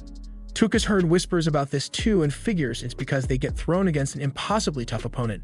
But Sarah shares a darker rumor that the Duke who runs the Colosseum rigs these fights to put the champions at a disadvantage. Tuka amusingly thinks that this could be the gap they need, and meanwhile we see Eve gearing up for her fight. Sarah asks Tuka whether there are any chances for Eve to survive, but Tuka with a grim expression insists that the Duke would never let her live and will definitely try to kill her off with the introduction of a new fighter, one who will soon become everyone's favorite. Sarah is shocked at this and asks what they will do tomorrow, so Tuka, without hesitation, responds that they don't have to wait until tomorrow. They are going to make their move today itself. Later that evening, Tuka ends up tracking Eve down into a dark alleyway and steps in front of her, blocking her path. Eve looks confused and asks what he wants, and she adds that she already told him that she had never seen the witch. Tuka doesn't buy it for a second and immediately tells her he knows that's a lie, but Sarah confirms it isn't. Sarah then walks in, saying they know she is hiding something, and Tuka cuts in, bluntly telling her to cut the crap and come clean. Eve instantly takes a defensive stance, her hand reaching for her sword, but Tuka quickly tells her to chill out, assuring her they only want to help. Eve, still suspicious, keeps her hand on the sword while Tuka continues, explaining that the Duke is planning to have her killed in the match tomorrow, and he emphasizes that this would be a huge problem for them, as they need to find the location of the witch. Tuka then directly asks Eve if they should kidnap the girl she's hiding and get her out of this slave city tonight. Eve gets furious at this suggestion and threatens to cut their hands off if they dare lay a finger on the girl. But Tuka tells her to rest easy and reassures her that they mean no harm, they're just here to help. Sarah then chimes in, stating they know she has been fighting these past 2 years solely for the sake of the little girl Lisbeth. Eve then realizes these two really do know everything about her, so she takes a breath, calming down slightly, admitting that she can't just turn away from the fight tomorrow. She feels she has no choice but to participate.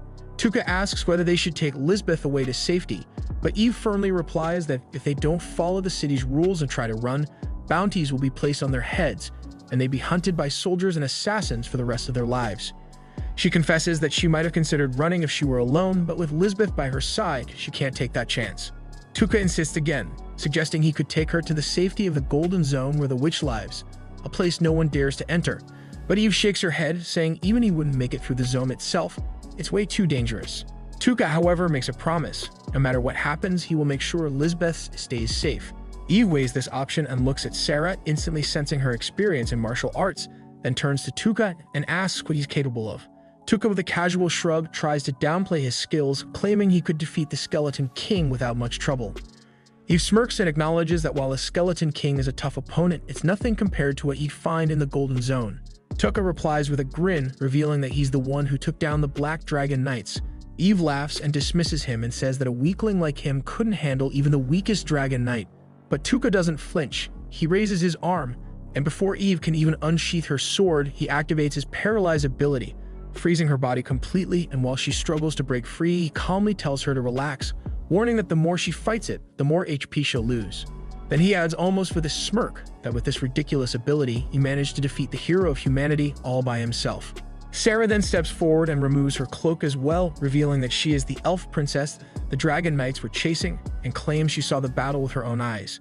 With that revelation, Tuka breaks Eve free from the paralysis spell, proving his power, Sarah, but Eve insists that despite everything, she will not rely on their help. She plans to win her final match tomorrow fair and square and free Lisbeth from slavery on her own terms, trusting her own strength more than that of strangers. Tuka looks at her and asks if she really thinks the Duke would let her go that easily, mentioning that the Duke has a reputation as a massive pain in the ass. Eve argues that despite the Duke's shady character, he is still human and can't be cruel enough to break his own word, and she is confident in her abilities to defeat her opponent and start a new life. Tuka decides to leave and tells her that if she changes her mind, it will be waiting by the city's front gates until dawn. They head back into the city, only to come across a large crowd gathered around a group of dark mages. The mages claim that the man in the house insulted their god, so they took it upon themselves to slit his throat. Tuka and Sarah choose to ignore them and continue on their way. As night begins to fall, they hear the same dark mages harassing a poor girl for no reason. When she refuses their attempt to recruit her into their cult, one of them slaps her hard across the face. Sarah's anger flares and she moves to draw her sword, but Tuka stops her, and instead he casts his berserk spell on one of the mages. The man immediately goes wild, hitting and biting everyone around him, which creates an opportunity for the girl to escape. Tuka then casts the berserk spell on the rest of the mages, who start fighting each other, allowing him and Sarah to slip away unnoticed. A little after midnight, both Tuka and Sarah set out again towards the front gate, while Sarah asks if he really believes Eve would seek their help. Tuka replies that he knows for sure the Duke is a total bastard, and if Eve decides to go the legal route, she will get royally boned. Meanwhile, Eve has been wrestling with the same thought all night, unable to sleep, wondering if the Duke would keep his word. She decides to get some answers and directly asks the Duke if their deal about freeing Lisbeth is still on. But before she can enter the room, she overhears a soldier talking to the Duke about tomorrow's battle. The soldier asks if there are any changes in the plan, but the Duke coldly replies that there will be no changes and that Eve will die tomorrow. This truly shocks her, as she hears the Duke mention he plans to give her a poison that would numb her senses. The soldier laughs, and the Duke goes on to complain that he had to spend a lot of money on the shrine being built for her since she was so well loved by the audience. But he sneers, calling her a subhuman creature who shouldn't even be alive, and Eve can't believe her ears. The soldier then asks what will happen to the little girl, and Duke Dipshit replies he'll raise her as the perfect wife. And if that doesn't work out, he will just pimp her out for a lot of money. They all start laughing while Eve clenches her teeth, then returns to her cell, finally coming to a decision. As she's leaving, a man named Muji calls her, saying he's eager for their fight tomorrow. She says it's good, and as she turns to leave, Muji's assistant rushes in and tells him there's a problem. Eve then grabs her cloak and heads toward the main gate, where she finds Tuka and Sarah waiting. Tuka is surprised to see her so soon, but she replies that the Duke is indeed a filthy animal who can't be trusted, so she'll take Tuka's offer and run away. Tuka states he wants something in return, and Eve agrees, saying she will reveal the location of the witch and even enter the Golden Demon Zone with them. That settles the deal, and Tuka gets ready to kidnap the little girl. Meanwhile, on the other side of the city, the Dark Elf is working in a tavern cleaning up tables, while the fat owner storms out of the kitchen, screaming at her to move her hands faster. The poor girl tries her best to pick up the pace, but the fatty with less than a brain cell starts hitting Lisbeth for absolutely no reason until the little girl falls to the floor, laughing at her misery. Lisbeth struggles to hold back her tears, trying to stay strong as she remembers how brave Eve is and takes comfort in that thought. But the fatty, with no reason at all, starts screaming in her ears again when suddenly the door slams open, sending the fat, ugly piggy sprawling to the ground. Eve storms in, furious at the fatty for treating Lisbeth like that, and draws her sword. The fatty instantly drops to her knees, begging for her life, claiming she never wanted to hurt the girl. But the Duke ordered her to discipline Lisbeth harshly, and if she didn't, he would have punished her instead. Eve tells her that she's taking Lisbeth and gives her a choice. Tell everyone Lisbeth was kidnapped and that Eve went after the kidnapper or face the consequences. The fatty sobs and agrees, desperately telling Lisbeth that she never meant to treat her badly but was forced to. Then suddenly Tuka enters the tavern wearing his mask and tells Eve to go on ahead as he just needs to check on something. Once they leave, he walks up to the ugly fat woman and coldly tells her that she might have fooled Eve with her performance, but he can see right through her pathetic act. He tells her that he knows what it's like to suffer abuse, so he won't let her off that easy. The woman tries to bluff, insisting she's the only one who can protect them from the Duke's wrath when he finds out about this. But Tuka's had enough of her crap and immediately uses Paralyze, followed by a poison spell, which somehow makes her even uglier as she starts dying slowly. Tuka calmly takes out a knife and sets up the scene to look like a robbery before leaving the tavern and escaping through the sewer. They start making their way through the underground passages, with Lisbeth nervously introducing herself and begging Tuka to let her join them, because she wants to stay close to Eve. Tuka hesitates, pointing out that their path will be dangerous, but Eve cuts in, assuring that Lisbeth will be fine as long as they stick together. Seeing her determination, Tuka agrees. Eve then asks Tuka about the strange noise she keeps hearing from his backpack. With a slight grin, he pulls out Piggy Maru, revealing his unusual companion, before they continue through the sewers. Soon, they find themselves navigating through dense forests when Eve approaches Tuka, declaring her complete trust in him and stating she is willing to risk her life by his side. Tuka is taken aback and asks what sparked this sudden faith, so Eve explains that Tuka could have taken more sinister routes to extract information from her or use Lisbeth as leverage, but he had chosen honesty instead. She then questions why he wants to meet the witch, and Tuka reveals he possesses an ancient text he believes only the witch can decipher. Eve then asks if he plans to harm the witch, but Tuka reassures her that as long as the witch doesn't pose a threat, he has no reason to hurt her. Not long after, they ride on horseback, and Tuka confides to Sarah that he suspects Eve has some connection with the witch. He mentions that he's also heard the witch is a dark elf like Lisbeth, which might work in their favor if they need someone to vouch for them. Suddenly, he spots a flurry of lights coming from the kingdom and quickly realizes that an alarm has been raised. Eve suspects that Muji has somehow tracked her and offers to hold off their pursuers while the others escape, but Tuka refuses, insisting they fight together. He quickly devises a plan, diverting half the enemy forces by leading them on a chase after decoy horses, while the group hides in the bushes, preparing for a surprise attack. He instructs Eve to retreat with Lisbeth, as Sarah is needed at the front for his plan, and with everything set in motion, Tuka takes up his mask, preparing for their final stand against the Duke's forces. Meanwhile, we see the members of a Shint noticing a broken tree branch. Muji suspects the branch was deliberately broken to trap them. He quickly realizes his enemies want to lure him into the forest, so he calls out for them to show themselves, declaring that he has seen through their ploy. Sarah then emerges wearing the mask of the Fly Swordsman, a figure who appears in the legends of the Lord of the Flies. Muji demands she hand over Eve and Lisbeth, promising to spare her life if she complies. He even offers to welcome her into the ranks of Ashint, noting she seems like a capable warrior. Sarah then asks what would happen if she refuses, and Muji coldly states he will make her suffer using his curses. He adds that even the 5 dragoons could not withstand his curses, nor could humanity's strongest warrior. Sarah, playing along, asks him to promise the safety of Eve and Lisbeth before she leads him to them, so Muji agrees, giving his word. With this, Sarah tells everyone to follow her and they start to move, but Muji suddenly stops them. He realizes she has no intention of simply handing over the girls, pointing out that her wording gave her away. She said everyone, when it would have been enough for just a few men to accompany her. He concludes she's trying to lure them deeper into the forest and wonders if she needs them in range for something, so he quickly orders his group to maintain their distance and prepare for an attack. Sarah, unfazed, reminds them they were ready to kill her with their curses. Muji responds by revealing a secret. The members of Ashint are actually successors of the Assassin's Guild. He explains that a hero from another world once declared the guild evil and exterminated it, but they have taken up their work again as users of cursed magic. But Sarah realizes they are actually using poisons, not curses, and Muji elaborates that their poisons are highly advanced. He explains they can only be synthesized using special techniques passed down among the few survivors of the Assassin's Guild. Sarah understands now what they call curses are actually these advanced poisons, which leave no trace. Muji continues, mentioning how the tragedy of the 5 dragoons played right into their hands. Their mysterious demise could only be explained by curses beyond human understanding. That's why they proclaim themselves the slayers of the 5 dragoons. With no one able to prove their curses were fake, people chose to believe them, and he adds that in a world without proof, the loudest voice wins. Then when Sarah asks him about his ultimate goal, he explains they plan to use Duke Zuan to carve out a central role for themselves in the nation. So she realizes they intend to assassinate anyone who gets in their way. Muji then reveals that his ultimate aim is to take over the entire country for himself, and he demands to know where her other allies are. Sarah calmly replies that she is the only one accompanying Eve and Lisbeth, but Muji seems skeptical. So to make him believe her, Sarah takes off her mask and reveals her identity, stating that she is the one who survived facing the 5 dragoons. Muji then realizes she is Sarah Akshrane and wonders if she is truly the one who killed the 5 dragoons. Sarah replies that she might have, but Muji scoffs, refusing to believe she could have defeated humanity's strongest warriors. He then introduces the man who was supposed to fight Eve in her final blood sport match, naming him as Belgar.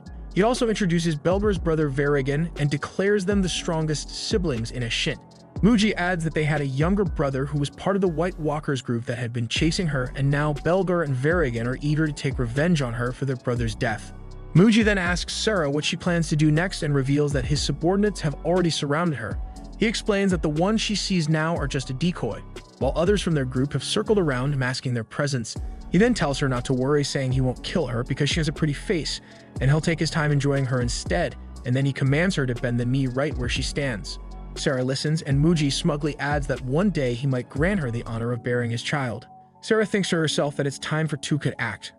At that moment, Tuka uses a blinding flash to disorient everyone. We see that he has merged with Pigimaru and uses his tentacles to paralyze all the members of Ashint.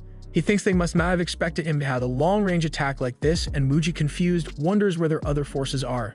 Tuka tells him that he has already taken out all 15 of them while Muji was busy talking, and then he poisons them all. He reveals that Muji was clever enough to notice Eve's intentions, and that he would suspect the broken branch was a setup. Tuka predicted that Muji would avoid entering the forest, fearing a trap, and that's why he instructed Sarah to pretend to lure them in. He deliberately tipped Muji off, making him feel in control. This is what caused Muji's overconfidence and paralyzed his ability to analyze this situation. As the poison takes effect, Muji and the others fall. Sarah remarks that everything went exactly as Tuka planned, and he thanks her for playing along with their little charade. He notes that Muji's mistake was not considering the possibility of a more elaborate plan, and then he tells Sarah to go back and update Eve on the situation. As Sarah leaves to do so, Tuka notices that the first wave is returning. He thinks to himself that this is unfolding exactly as he anticipated and instructs Pigimaru to connect with him again, but he realizes Pigimaru is too drained to do so. Eve sees this and thinks that not even Tuka can predict everything, so she offers to help him, and Tuka asks Sarah to take care of Lisbeth while they prepare to fight the first wave. Tuka and Eve head towards the approaching enemies, and he asks her if she can count their numbers, so Eve counts them all and goes to confront them. The soldiers attempt to attack Eve when they spot her, but Tuca quickly paralyzes them all and poisons them as well. Just then, the Duke and some of his soldiers arrive from behind, and he declares that there is no escape for them. His subordinate then sneers, saying they will kill Eve and make Lisbeth wear a dress made from her skin. Tuca hears this and thinks to himself that these men are absolute scum, so he tries to paralyze them. But his powers don't work. He realizes he has reached the maximum number of active targets. Thinking fast, he uses his dark skill on the man and blinds him, so Eve takes the opportunity and swiftly decapitates him. Tuca then casts dark on the soldiers accompanying the Duke, and Eve cuts them down as well. The rest of the soldiers are terrified and start to flee, but Tuca tells Eve not to let anyone escape, so she hurls a spear at the retreating soldiers. Tuca then realizes that his paralysis skill can only affect 80 targets at once, so he begins using dark on any soldier he can find. Then one of the soldiers tries to strike at him from behind, but Sarah shoots him down. The Duke, panicking, kills his own soldiers who try to retreat and orders the remaining men to kill the creepy man in black, frantically insisting that as the Duke, things will go his way. Watching this, Tuca thinks he doesn't even need to use his berserk skill to drive the Duke mad. Eve then thanks Tuca, admitting that although she is a warrior, she had begun to feel tired of the endless fighting, but fighting alongside him like this is a delight. She then goes on to finish off the remaining soldiers one by one. The Duke is terrified and tries to flee, vowing that they will meet a cruel end in the future. But Tuca paralyzes him, turning to Eve and asking her to finish the job. Eve tells the Duke she might have forgiven him if he had only sought to harm her, but going after Lisbeth was unforgivable. So without hesitation, she beheads the Duke, and the scene reveals the mess they have made in the forest. When the battle is over, Sarah and Lisbeth come out of hiding, and Tuca asks Sarah to take Lisbeth away. He thanks her for the help with the bow, and she apologizes for acting without permission, but he assures her it's fine since she is the vice leader of their mercenary group. Later, we see Tuca using a freeze spell on the bodies of the Ashint members. He explains that this spell encases living people in ice, but when used on corpses, it treats them as objects that can be crushed into powder after being frozen. He tells Eve that he plans to use this skill to eliminate the bodies of the Ashint. He adds that these men claim to have slain the 5 dragoons, and he intends to make that accusation stick to them forever. With that, he crushes their bodies into dust. Meanwhile, King Jin learns that the Ashint have disappeared, and a messenger informs him that all they found at the scene were the corpses of the Duke and his soldiers. Jin is troubled by this news as it disrupts his plans to use the Ashint as pawns, so he wonders how he will explain this to the goddess. He then orders his soldiers to do everything possible to find the Ashint. Meanwhile, we see rain falling in the forest, so Sarah and Lisbeth take shelter in a cave, where Sarah is drying her wet clothes. Seeing Sarah's hot look, Lisbeth wonders if she will ever grow to look like her. She recalls how the owner of the tavern where she worked told her she wouldn't be considered a proper woman unless her black melon grew. Sarah tells her not to worry about anything the tavern owner said and advises her to only let the words of those she trusts take root in her heart. Lisbeth nods, saying she will trust Sarah's words in this case and thinks it feels like having another big sister. Soon Eve and Tuca join them, and Lisbeth and Eve quickly fall asleep. Sarah suggests that Tuca rest as well while she keeps watch, but he says he isn't feeling sleepy. She offers him her lap to rest on, but he knows she is tired too and offers her his lap instead. Sarah quickly takes him up on the offer, but when she notices his awkward reaction, she realizes he was just kidding. She apologizes, but Tuca assures her it's fine. Then his curiosity takes in and asks if he can touch her ears, admitting he's been fascinated by them for a long time. She allows it, but when he senses she feels uncomfortable, he quickly lets go. Sarah then asks if he has any special feelings for Eve or Lisbeth since he treats them the same as he does her. Tuca explains that Eve reminds him of his uncle. Though Eve has a different gender and attitude, she shares the same heart, and he adds that his aunt and uncle are the only reason he wants to return to his world. As for Lisbeth, she reminds him of himself.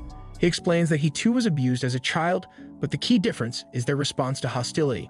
He's ready to eliminate anything that threatens him and admits he's not a good person like her, and he tells Sarah she's free to leave whenever she wants if she doesn't want to be part of his revenge. But Sarah assures him that she has no intention of leaving, that she has her own feelings about the goddess of Alien.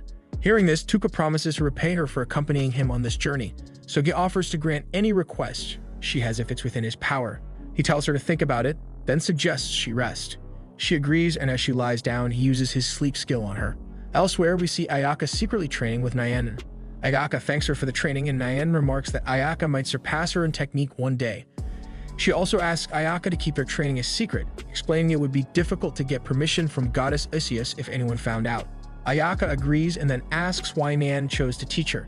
Nyan confesses it's because Ayaka reminds her of her little sister. Then as she leaves, she warns Ayaka not to show any weakness in this world or she will fall. We then see Lisbeth wearing a new dress, and she is delighted with it. She thanks Tuka for the gift, and Sarah suggests they come up with a name for their mercenary group. She explains that they might need to identify themselves when they cross into the land of monsters and proposes the name Lord of the Flies Warband. She reveals that this was what the army of the Lord of the Flies was called, and everyone likes the idea, so Tuka agrees. They continue their journey, and by evening they reach the land of the golden-eyed monsters. Tuka notices a corrupted tree in the center of the area and learns that it was once a sacred tree. Eve then asks him to pour some magic into her hand, revealing a crest. She explains that this crest is passed down to the leaders of their tribe and their children. The green dot represents their current location, and the red dot marks the location of the Witch of Taboos. Realizing they need to head toward the red mark, they decide to camp for the night since it's already late. That night, as Tuka looks out over the land of monsters, he reflects that his hatred for the goddess hasn't diminished even after all this time. He vows to show the goddess what hell is like and decides to use the land of monsters as an EXP farm to level up. He knows you may never reach the level of the S-class or A-class heroes, but he is determined to close the gap between them. Meanwhile, the goddess is informing the heroes that they have leveled up significantly. However, she warns them that raising their levels only improves their base stats. They still lack the necessary technique. That is why she has summoned some renowned individuals to train them, aiming to bring out their full potential. She also confirms that the Great Demon Empire is on the move and that their next battle will be something beyond their wildest expectations, so she encourages the heroes to do their best in that battle. Later, she tells Nyan they must keep the heroes leveling up and plans to send them to the land of monsters once they have mastered some new techniques. Back in the forest, we see Lisbeth carrying a large bag of luggage, so Sarah offers to take it off her hands, but Lisbeth insists that she's fine. She explains that her chances of survival will be better if the others have to carry less, and she asks Sarah to let her handle it. Eve agrees with Lisbeth and urges Sarah to respect her wishes. Tuka also supports this, reminding them that Lisbeth is part of their mercenary band. He adds that he hopes she will speak up if she gets tired and asks Pigimar to keep an eye on their surroundings. As they move forward, the group feels relieved that they currently have enough food and water. However, they soon sense a lurking monster. Eve steps up to face the creature while the rest of the group hides. Observing the monster, Tuka notices that it resembles the ones he encountered in the ruins of Disposal, except for its seaweed-like head. Eve engages the creature in battle, and while hiding, Tuka casts a paralysis spell on it. Once immobilized, he steps out of hiding and poisons the monster. He commends Eve for her efforts, and she asks if he accomplished what he aimed to do. He nods and explains that he has, and then he puts the monster asleep. He adds that he wasn't sure if his skills would work on the creatures in the land of monsters, but now he is certain they do. A short while later, the monster dies. Tuka muses that although these creatures look similar to those in the ruins of Disposal, they are actually weaker. He feels a pang of disappointment, realizing that the land of monsters is not as formidable as he had imagined. He thinks to himself that if this is the best the land has to offer, its monsters will be no match for him. He begins searching the monster for useful materials, which piques Sarah's curiosity, so she asks him what he's doing, and he explains that he read about this type of monster in the Book of Forbidden Arts, and she intriguingly finds the description in the book when he hands it over to her. She then notes that the creature is an ingredient for creating a forbidden item, similar to the voice-altering stone in the Lord of Flies mask. Noticing Sarah's interest in the book, Tuka offers it to her, saying she can keep it if she likes. She thanks him warmly, and Tuka realizes he needs to be cautious with his words around Sarah because she has a knack for seeing right through him. After collecting the materials, Tuka declares that it's time to begin their conquest of the land of monsters. The group moves forward, and soon they find themselves crossing a river. Tuka manages to cross without any problems, and then it's Lisbeth's turn. Eve offers to help her, but Lisbeth insists on doing it herself. She carefully hops across the stones but slips on one of them, but thankfully Pigimaro is there to catch her just in time. Eve is relieved and thanks Tuka for having a safety plan in place, but Tuka smiles and says that he wants to do everything he can to support Lisbeth when she sets her mind to something. He adds that he was once in a similar situation, but he clarifies that he's only helping her because it benefits him in the end. Lisbeth finally makes it across the river and notices the group was whispering. She asks if they were talking about her. Eve quickly denies it and makes up an excuse, saying they were discussing children born between high elves and humans, which are rare, so she then wonders aloud what the children of Tuka and Sarah would look like. Sarah, who is in the middle of crossing the river, overhears this and becomes distracted, losing her balance and falling into the water. Moments later, we see her drenched, apologizing for letting her guard down. Eve is amused and surprised that even Sarah can get distracted sometimes, and that makes Tuka unsure whether Eve is clueless or cunning. Noticing that Sarah is shivering from the cold, he drapes his overcoat around her shoulders. He lightly jokes, hoping she doesn't mind that it smells like him. Sarah smiles and admits she likes it, surprising Tuka, who had meant it as a joke, but it turns out Sarah was joking too. As they continue their journey, Eve suddenly senses something approaching, so Sarah quickly moves to protect Lisbeth. Tuka then asks Eve if these are monsters she recognizes, and she admits she can't defeat them. He wonders if this is what forced Eve and Lisbeth to flee the land of monsters in the first place, and she confirms it is, so Tuka tells her to fall back, understanding that this is a threat she can't handle. Eve then retreats, and Tuka decides he doesn't have time to merge with Piggymaru, so he takes cover behind a tree. The monsters come into view, and Tuka's excitement builds at the prospect of facing opponents strong enough to overwhelm even the greatest Bloodsport warrior, and as soon as the creatures enter his range, he swiftly casts a paralysis spell on them. Not wasting any time, he follows up with a berserk spell to finish the fight quickly. After the monster dies, Tuka gains a level, and Eve can't help but notice that Tuka seems familiar with these creatures, so Tuka explains that they are probably Mizorts, and he begins to cut apart their paws. Eve asks with a grimace if he plans to eat them, but Sarah quickly clarifies that, according to the Book of Forbidden Arts, what Tuka is taking is an ingredient for enhancing slimes like Piggymaru. Realizing this, Eve understands that Piggymaru will be the one consuming it, so Piggymaru looks disgusted, but Tuka reassures him, saying it probably won't taste bad once he turns it into a solution. Suddenly, they all feel a brief but intense murderous intent, which quickly vanishes, leaving them bewildered. They look around, unable to find the source of the feeling.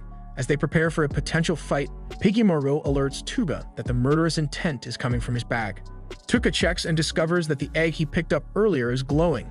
It cracks open and a horse emerges, rapidly growing into a full-size creature right before their eyes. The group is stunned, and Tuka wonders aloud what kind of monster this could be, but even Sarah is at a loss.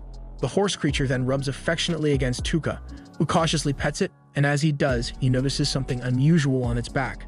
So Sarah explains that it's an organ for absorbing magic, a unique feature found in magical creatures and certain monsters.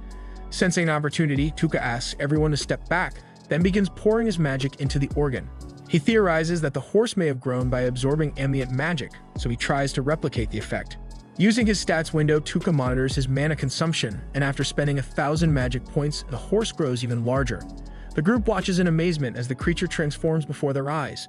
Tuka thinks this size is perfect for hauling their luggage. But the horse seems to want more, nudging Tuka to continue. Tuka obliges, pouring in another 10,000 mana points. The horse transforms once more, becoming a massive, muscular creature with 8 powerful legs. Tuka is impressed, thinking they've added an intriguing new companion to their group. Lisbeth asks him what he plans to name the creature. Noting its 8 legs like Odin's legendary horse, Tuka decides to call him Slee, short for Sleipnir. The beast seems to like its new name, and when Sarah reaches out to pet it, the creature responds by enthusiastically licking her.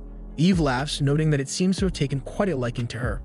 Tuka then asks the beast if it can return to its original form, and he's relieved to know it can shift back and forth with ease. Meanwhile, we cut to Ayaka's squad, where the heroes are reflecting on their weaknesses. Despite their concerns, Ayaka reassures them that they are doing their best.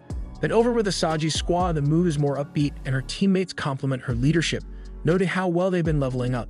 Asaji then attributes their success to the group's natural talent and teamwork, explaining that they coordinate effectively to find monsters and fairly split the experience points among themselves like good friends. She adds that because of this, even the shy Kabato has been able to level up, and Kabato gratefully thanks her for the support. Then we see that Kiri looking tense, so Shogo asks what's bothering him, and Kiri expresses his frustration, saying he doesn't like how their trainers are merely sending weaklings their way to help them gain experience. So he feels they're being grossly underestimated and decides it's time to prove a point. The scene shifts to the instructors of the heroes, who spot some dangerous monsters heading their way. They decide to handle the threat themselves, believing the heroes might not be able to manage these foes. They call Nyan for backup, but Kiri is visibly annoyed that they're being told to stand down. As a few Nezorts approach, Nyan sizes them up and realizes they're too strong for her to save the kills for the heroes. So she quickly dispatches one, and the other instructors take down the second, but then a whole horde of Nezorts charges toward them. Refusing to remain idle any longer, Kiri leaps into action, unleashing his Draconic Buster to eliminate the monsters. After the battle, he demands that the instructors improve their opinion of him, declaring that this is what he's truly capable of. Meanwhile, Kabato notices that the Takao sisters are nowhere to be seen. We then see the Takao sisters some distance away, hearing the loud noises from the direction of the other heroes. Realizing something is happening, they decide to head back. Itsuki remarks that there's no point in sticking around, as the spies they found earlier had killed themselves upon discovery. Hijiri agrees, suspecting the spies were sent after them, probably on orders from the goddess Isis. Later, we see Tuka staring off into the distance while camping in the forest. Sarah approaches him, noting that thanks to Slay they're making better time than expected, so she mentions they'll soon be able to find the Witch of Taboos and asks what has caught his attention. Tuka explains that he noticed a strange light in the distance and thought it might be some monsters fighting each other. Sarah realizes he's looking to the northeast, the direction where Alien lies, home to the troublesome goddess they all despise. The scene shifts to the next morning and Sarah wakes up to find Tuka missing from their camp. Eve reassures her not to worry, saying Tuka isn't the type to abandon them. They head outside and soon spot Tuka, surrounded by a pile of monster corpses. Tuka calmly explains that he took out these monsters after sensing their presence nearby.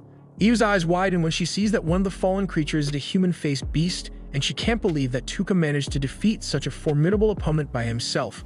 Tuka shrugs it off, saying it wasn't all that troublesome compared to what he's accustomed to, and he begins searching the monsters for any usable ingredients. Eve is still stunned by his abilities, but Sarah smiles and comments that this is just how Tuka is. She reflects on how it's because of him that they're able to move so confidently through the land of monsters, and she believes that Tuka can make the impossible possible, but silently hopes he won't carry too much of the burden alone. The scene then cuts to them standing before a range of towering mountains. They quickly realize the mountains are too tall for even Slay to climb, leaving them with no choice but to take the path around to cross the area. Tuka then spots a trail that leads along the cliffs on the eastern side and urges everyone to hurry up. Sarah suggests that Tuka take a rest before they continue, but he dismisses the idea, insisting he's fine. He feels the growing humidity in the air and senses that rain is on the way, so he determinedly pushes them to cover as much ground as possible before the storm hits. The group continues along the path Tuka found, feeling uneasy about the lack of monsters. They speculate that this could mean they're getting closer to the Witch of Taboos. Tuka then turns to Lisbeth, asking if she's alright and wonders if the land of monsters scares her. Lisbeth admits that it is frightening, but reassures him that she's okay. Tuka half-jokingly hopes she won't say something like dying here is better than living in Monroy, but Lisbeth replies that while there may be some truth to that, she doesn't believe she will die here. She confidently states that Sarah told her they will reach their destination safely as long as Tuka is alive, so Tuka can't help but think she's placing a little too much trust in him. Lisbeth goes on to say that because of Sarah's faith in him, she also believes they'll be fine as long as they have Tuka. This leaves him feeling both flattered and uneasy, realizing both Lisbeth and Sarah have put their complete trust in him, so he is determined not to betray that faith and he resolves to do his best. After some time, they finally reach a cave. Tuka notes that once they make it through, they should be close to the Witch of Taboos, so the group feels a sense of relief for having made it this far. Eve then expresses her gratitude to Tuka, but he brushes it off, saying there's no need to thank him. They wouldn't have gotten this far without the map Eve provided. He points out that he didn't help them out of goodwill. They simply had what the other wanted. Eve then opens up, admitting that she always wanted to escape her life in the Bloodsport arena and live a peaceful life with Lisbeth. That dream was stolen from her, but thanks to Tuka, she now has a chance to make it a reality. She adds that once this is all over, she plans to open a farm with Lisbeth, and perhaps that future isn't as far away as she once thought. Suddenly, a monster appears behind Eve and she swiftly slays it, but Tuka can't shake a feeling of unease, wondering if the creature is truly dead. Eve confirms that it seems to be, and Tuka uses a paralysis spell to be sure. The spell has no effect, confirming the monster is dead, but Tuka's instincts still tell him something is wrong. Then the dead creature unexpectedly lets out a haunting howl, echoing through the cave. Tuka's eyes widen, he suspects it's trying to summon other monsters. As the howl fades, Eve asks what it was and Tuka's senses go on high alert as he feels a swarm of monsters closing in from all directions. Eve and his classmates that position deeper in the forest notice the movement of the creatures too, all heading toward the same place. Tuka realizes the situation is becoming dire. He isn't sure if he can handle such a massive onslaught. Tuka finally realizes that this forest is the natural hunting ground for the big-mouthed monster, and the death cry it let out was like a beacon, drawing other monsters toward them. He can hardly believe that a single cry could summon so many beasts, and he notes that they still have a little time before the creatures arrive. At that moment, Eve steps forward, offering to draw the beasts toward her, giving the others a chance to search for the Witch of Taboos. She promises to create an opening for their escape. Lisbeth immediately tries to stop her, but Eve refuses. She explains that her carelessness led them to this situation, and it's only right that she takes responsibility. Eve points out that her senses are sharp, and she's an expert at maneuvering through terrain like this. Before she leaves, she instructs Lisbeth to listen to Sarah and Tuka until she returns, and Lisbeth reluctantly agrees. Tuka, not one to let this slide so easily, tells Eve that he'll allow her to lure the monsters, but only if she promises to come back alive. Eve assures him she will, but Tuka isn't convinced. She thought he'd agree this quickly. He explains that her odds of surviving such a risky move are slim and that she doesn't need to bear the weight of responsibility alone. He reminds her that the monsters she cut down were so well hidden, they only revealed themselves when they were practically on top of them, so there was nothing she could have done to prevent it. Sarah then chimes in saying that if she were in Eve's position, she would have acted the same way. Tuka takes it further, admitting that it's actually his fault for not using his status ailment skill on the monsters sooner, so he insists there's no reason for Eve to take all the blame. Eve tries to argue, but Tuka quickly cuts her off, telling her she's absolutely indispensable if they want to reach the Witch of Taboos. He reminds her that the witch entrusted her people with a map, meaning that bringing someone the witch already trusts could make negotiations much smoother. As he speaks, Tuka notices his voice projection gem is almost fully hardened, so he integrates it into his mask, hoping it will work. Tuka then points out that right now the only team with the best chance of survival is himself, Piggymaru, and Slee. He explains that his status ailment skill is the only ability that can deal lethal blows to the human-faced monsters. And while responsibility is important, he firmly declares that it's his job to decide where that responsibility falls in their warband. He tells Eve not to worry, and after a moment, she nods, understanding. Sarah wishes Tuka luck, and he tells her that if he doesn't return, he'll leave the rest in her capable hands. Sarah, slightly unsettled, asks him not to say such ominous things, but for now she accepts his orders, and with that Tuka takes his leave. Elsewhere, we see the heroes fleeing from the rampaging monsters in the forest. Everyone is frantically trying to escape while Shugo and Kiri fight off the advancing beasts. Kiri quickly realizes they're nothing more than obstacles to these creatures, mere nuisances. Then one of the girls stumbles and falls, and just as a monster is about to kill her, Kabato swoops in to save her, but the girl is so terrified that she bolts, leaving Kabato behind. Kabato tries to reassure herself, thinking it's going to be alright. No one has died yet, but then she bitterly remembers Tuka is already dead, so the realization sinks in just as a monster lunges at her. Meanwhile, Tuka senses the approaching monsters and explains that he's hidden Sara and the others safely in a nearby cave. Then with his mana, he brings forth Slee's ultimate form and heads to a clearing deep in the forest. He orders Piggymaru to signal the start of the battle, and Piggymaru uses the voice projection gem in Tuka's mask to broadcast his voice across the area, luring all the monsters toward him. Tuka smirks as the beasts take the bait, thinking to himself that this is going to be one hell of a chase, and with that Slee takes off, running at full speed with the horde of monsters hot on their asses. Tuka then realizes that survival is far from guaranteed, especially with these human-faced beasts being so powerful. But he can't let the others see his doubts, so he turns to his familiars and asks them if they'll put their lives in his hands to protect everyone else. And without any hesitation they agree, so with that Tuka combines with Piggymaru, while Slee keeps running at full speed, giving it everything he's got. Meanwhile, Ayaka learns the grim news: two of their classmates are dead from the recent monster outbreak. Angry and confused, she confronts Yasu, since they were part of his group. Yasu, in typical fashion, coldly replies that the lives of higher-ranking heroes like himself are more important than those scrubs. That's why he prioritized saving himself. He shrugs, saying it was their fault for being weak, and that's why they died. Ayaka, however, isn't buying it, and she remembers how Yasu did nothing when the monsters stampeded toward them, and calls him out. Yasu, clearly irritated, snaps at her, demanding to know what she's trying to say. So she calmly explains that as an A-class hero, it was his responsibility to protect the classmates in his group because he was the only one strong enough to do so at the time. This stings Yasu, making him feel inferior, and in his frustration, he snaps. He tells Ayaka to shut up, accusing her of always acting like she's better than everyone else. Ayaka, still composed, clarifies that she's simply saying he should have protected them, but Yasu doubles down, stating it's not his problem. They died because they were weak, and he survived because he was strong. Ayaka reminds him that with strength comes the duty to protect the weak, but Yasu scoffs at the idea. He angrily asks why she's talking like she's one of the strong and sarcastically dismisses her noblesse oblige nonsense, accusing her of playing the saint while secretly looking down on everyone. He then reveals his real feelings, saying the classmates who died got what they deserved. They were the first to throw Tuka under the bus when he was sent to his doom, and they made fun of him behind his back. So in Yasu's eyes, their deaths were just karma, and there's no way he's going to feel sorry for them. Seeing him whining like that, Kiri scoffs, calling Yasu a pathetic little wimp, telling him to man up. He goes on about how everyone has a natural limit and only when they hit it do they truly prove themselves. Until then, Kiri says any success Yasu has will be nothing but a fluke.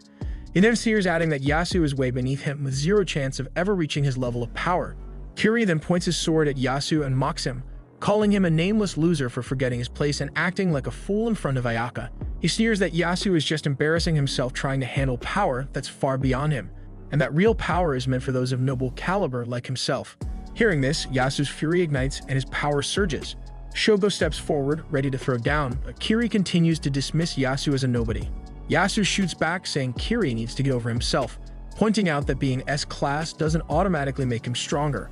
He gestures towards Ayaka, noting that she's an S-class hero who hasn't even unlocked her unique ability yet, proving rank isn't everything. He adds that Asaji, who's only B-class, has already mastered a skill stronger than Shogo's despite him being A-class. Yasu smirks, telling Kiri that if he thinks rank alone makes him better, he's dead wrong. Sooner or later, Yasu swears he'll show Kiri who truly possesses royal caliber. Shogo fumes at the insult, but Kiri holds him back as Yasu walks away. Turning to Ayaka, Kiri coldly tells her that she's a disgrace to the S-class title, and he hopes she gets that through her thick skull. Before leaving, Kiri adds that he'll just have to show everyone what real caliber looks like so even idiots can understand. As he departs, one of the girls remarks that Kabato is nowhere to be seen, and Ayaka starts to worry. Meanwhile, in the cave, Eve suddenly declares that she's going after Tuka. Sarah is surprised and demands an explanation, so Eve explains that there are simply too many monsters out there for Tuka to handle alone even with his unique skill. She also points out that Tuka isn't in peak condition right now. Ever since they entered the land of monsters, he's had the least sleep out of all of them. Eve suspects that Tuka has been using his sleep skill on the group to help them rest peacefully, sacrificing his own rest in the process. So it's likely the only reason they've made it this far into the heart of the forest. Eve adds that she wasn't just talking big before they parted ways. She really is an expert at moving unnoticed in difficult terrain like this. Plus, with her night vision, she doesn't need to worry about a light giving away her position. Sarah, realizing Eve is speaking the truth, listens as Eve continues. She points out that she's the only one who can carry both Tuka and Slay if they're badly injured. They simply can't afford to lose Tuka now. Sarah, understanding Eve isn't acting out of rash emotion, apologizes for doubting her. She explains that as the one in charge while Tuka is gone, she had to test Eve's resolve. Eve, half smiling, remarks that Sarah seems awfully fond of Tuka. Sarah blushes, admitting it's only natural since she's dedicated herself to him. Before leaving, Eve asks Lisbeth to follow Sarah's lead, and Sarah makes her promise to return alive. Eve nods, assuring her she will. She then asks Sarah to take care of Lisbeth, and Sarah firmly replies that she'll do everything in her power to protect her. As Eve turns to go, she can't help but think that Tuka's influence is rubbing off on Sarah too, and then she leaves. Elsewhere, Tuka spreads Piggymaru out, targeting the monsters behind him and unleashes Berserk on a cluster of them. This causes some of the monsters to turn on each other, but the rest don't seem to care and keep chasing him. Tuka can't believe how quickly these creatures shift gears and uses Paralyze on a few others, but it only stalls them for a brief moment before they resume their pursuit. He then notices that the human-faced beasts leading the charge are starting to adapt to his tentacle attacks, so he frustratedly asks his familiars if they can keep pushing through. They respond that they can, just as the sky opens up and it begins to pour. The rain muffles the sound of the approaching monsters, making it harder for Tuka to track them by ear. The heavy downpour also severely limits his visibility, and he realizes with a sinking feeling that his MP is depleting fast. He knows he can afford to sever his combination with Piggymaru. Not in the middle of this battle, but at this rate, they've only got about 10 minutes left before the fusion wears off. Thinking quickly, Tuka realizes that the only way to keep up the fight is to level up. He sets his sights on the human-faced beasts since they're worth massive experience, but he knows it's a huge gamble, and that if he's not near them when they die, he won't get any of the experience. That means he'll have to circle back the way he came, so he asks his familiars if they'll stick with him if he has a plan, and they assure him they're in it together, and he can't help but feel grateful for such loyal allies. With newfound determination, they charge straight at the monsters, making a beeline for the human-faced beasts. Tuka casts Dark and Paralyze on the creatures surrounding the beasts, affecting the targets as well. Then without hesitation, he casts Berserk, wiping out the lot of them. Then the surge of experience hits him and he levels up on the spot. His stats refresh, and with renewed energy, he realizes he can keep fighting a little longer. He spreads Piggymaru's tentacles once more, understanding that the only way to win this chaotic battle is to manage his experience points and keep leveling up. Tuka then uses Paralyze and Berserk on the monsters swarming around him, thinking he's still got plenty of MP left, and he just needs to take these monsters out one by one. As he runs, he spots two massive monsters gaining on him fast, so he tries to cast Sleep on them, but the monsters use others as meat shields, blocking his line of sight. Not missing a beat, Tuka tricks them by leaping off of Slay, slipping behind the larger beasts, and paralyzing them from the back. With a quick Berserk, he wipes them out, leveling up again. He then jumps back onto Slay, but the monsters aren't letting up and they keep coming, so he keeps casting Paralyze, Berserk, Dark, and Sleep on as many as he can. But things take a turn when Slay trips over some monster corpses. In no time, they're surrounded, so Tuka desperately throws out his abilities in every direction as the monsters close in. He barely manages to hold them off, but somehow he keeps leveling up in the process. Meanwhile, in another part of the forest, we see Kabato alive and kicking. Turns out she managed to kill that monster from earlier, but she's wrestling with doubt. Unlike Ayaka, she feels useless. All she could do was hide while they exile Tuka to the ruins. She wants to protect everyone like Ayaka does, but she's terrified she'll end up dead if she tries. That's when Eve stumbles upon her, wondering why a human girl is wandering around in a place like this. Kabato reminds Eve of Lisbeth, so she tries to offer help, but Kabato freaks out, scared out of her mind. Before Eve can say much, Itsuki attacks, rushing in to defend Kabato. Eve tries to explain herself, but Itsuki's next move robs her of her voice. Itsuki coldly says she can't let Eve hurt Kabato, following orders from her sister. That's when Eve puts two and two together. These are the heroes from another world that Tuka had warned about. But before she can even process it, Itsuki goes in for another strike. That's it for this video, guys. If you like this new series, leave a like for the next episode. And subscribe for more anime content. Thanks for watching. Bye-bye.